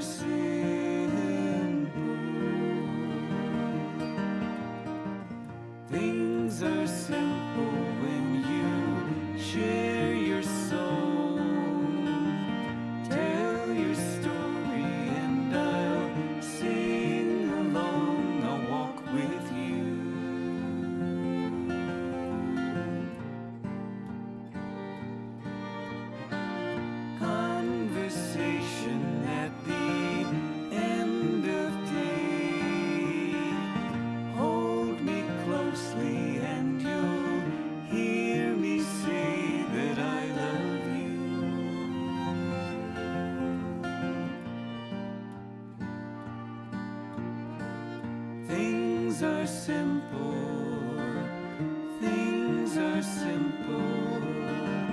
Things are simple.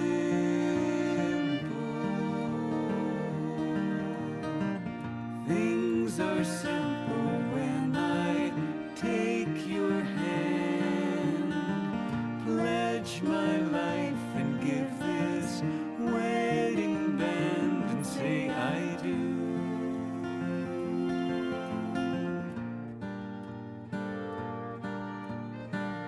Things are simple. Things are simple. Things are simple.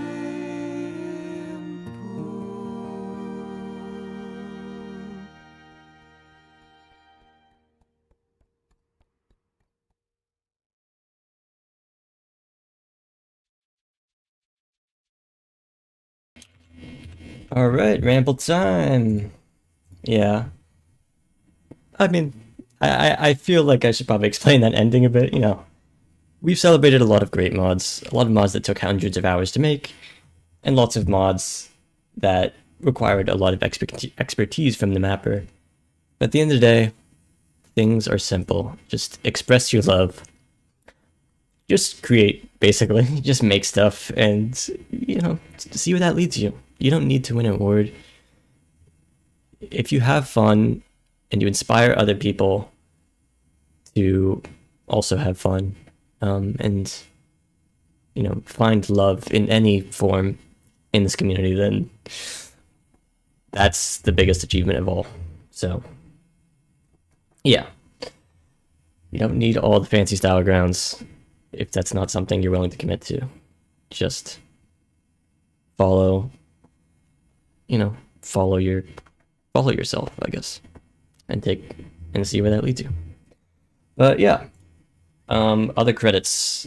Thank you to Gimmick, because did I credit Gimmick in the credits? I took some of their footage. They didn't record anything for this, but I took some of their footage off of YouTube.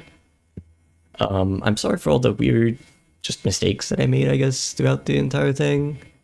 I think I should just practice more and, you know, set a date when I'm truly and really ready, but I hope that didn't take anybody out of the experience, and yeah, I'll do better next year. But yeah, I mean, I handed over the interview job to Nyan and the community award job to Donk, and they both did fantastic. Really just elevated those parts of the show and the program to a higher standard, and you know, it's something I didn't have to do. They did a lot of work for it to set that up, and write all those words. So yeah, I mean, thanks to them, thanks to all the editors for sure. Thanks to all the announcers who came in last minute after other people dropped out. I think Giga and Paz were the main ones that came in the latest. Thank you to all the musicians. That music will be credited in the pinned comment very shortly. Just give me a little bit. Thanks to everybody who's watching, obviously. You know, y'all make up the community, and y'all showed such great positivity and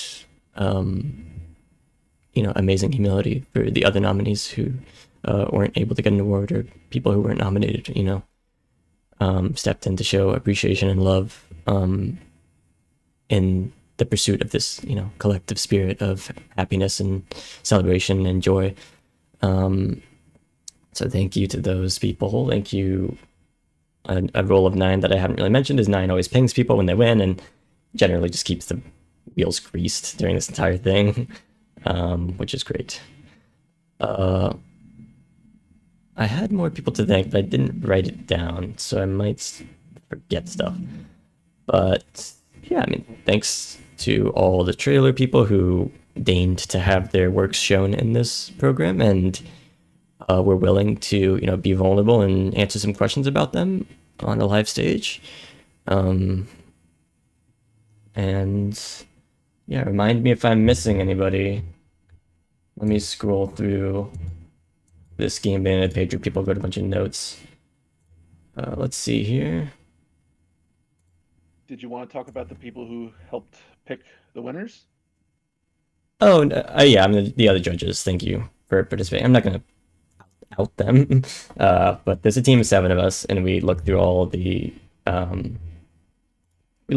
nominations votes, and we make sure people aren't winning every award or something, or just the simple stuff. We don't make many changes to the results that you guys came up with. But yeah, I'm just gonna scroll through these, and you can read them or pause later after the awards if you want.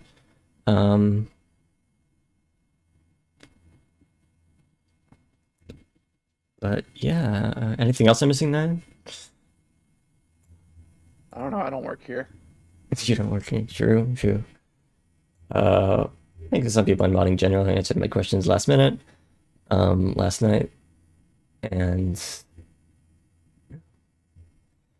the direct is happening in about 3 weeks ish. Don't quote me on that, but I'm gonna work hard to get it done pretty soon, because people have been waiting a long time since they originally submitted that form when we thought the awards were going to be in early March. So that'll be out soon. And this thumbnail isn't updated. Thank you to Fuwamo for the amazing thumbnail, of course. Yeah, holy shit. Really beautiful. And, just one of those pieces of artwork that kind of encapsulates what this show is all about. So, good stuff, y'all. Thanks for all the hearts. All right, I'm officially closing down. Thank you very much. Keep on chugging.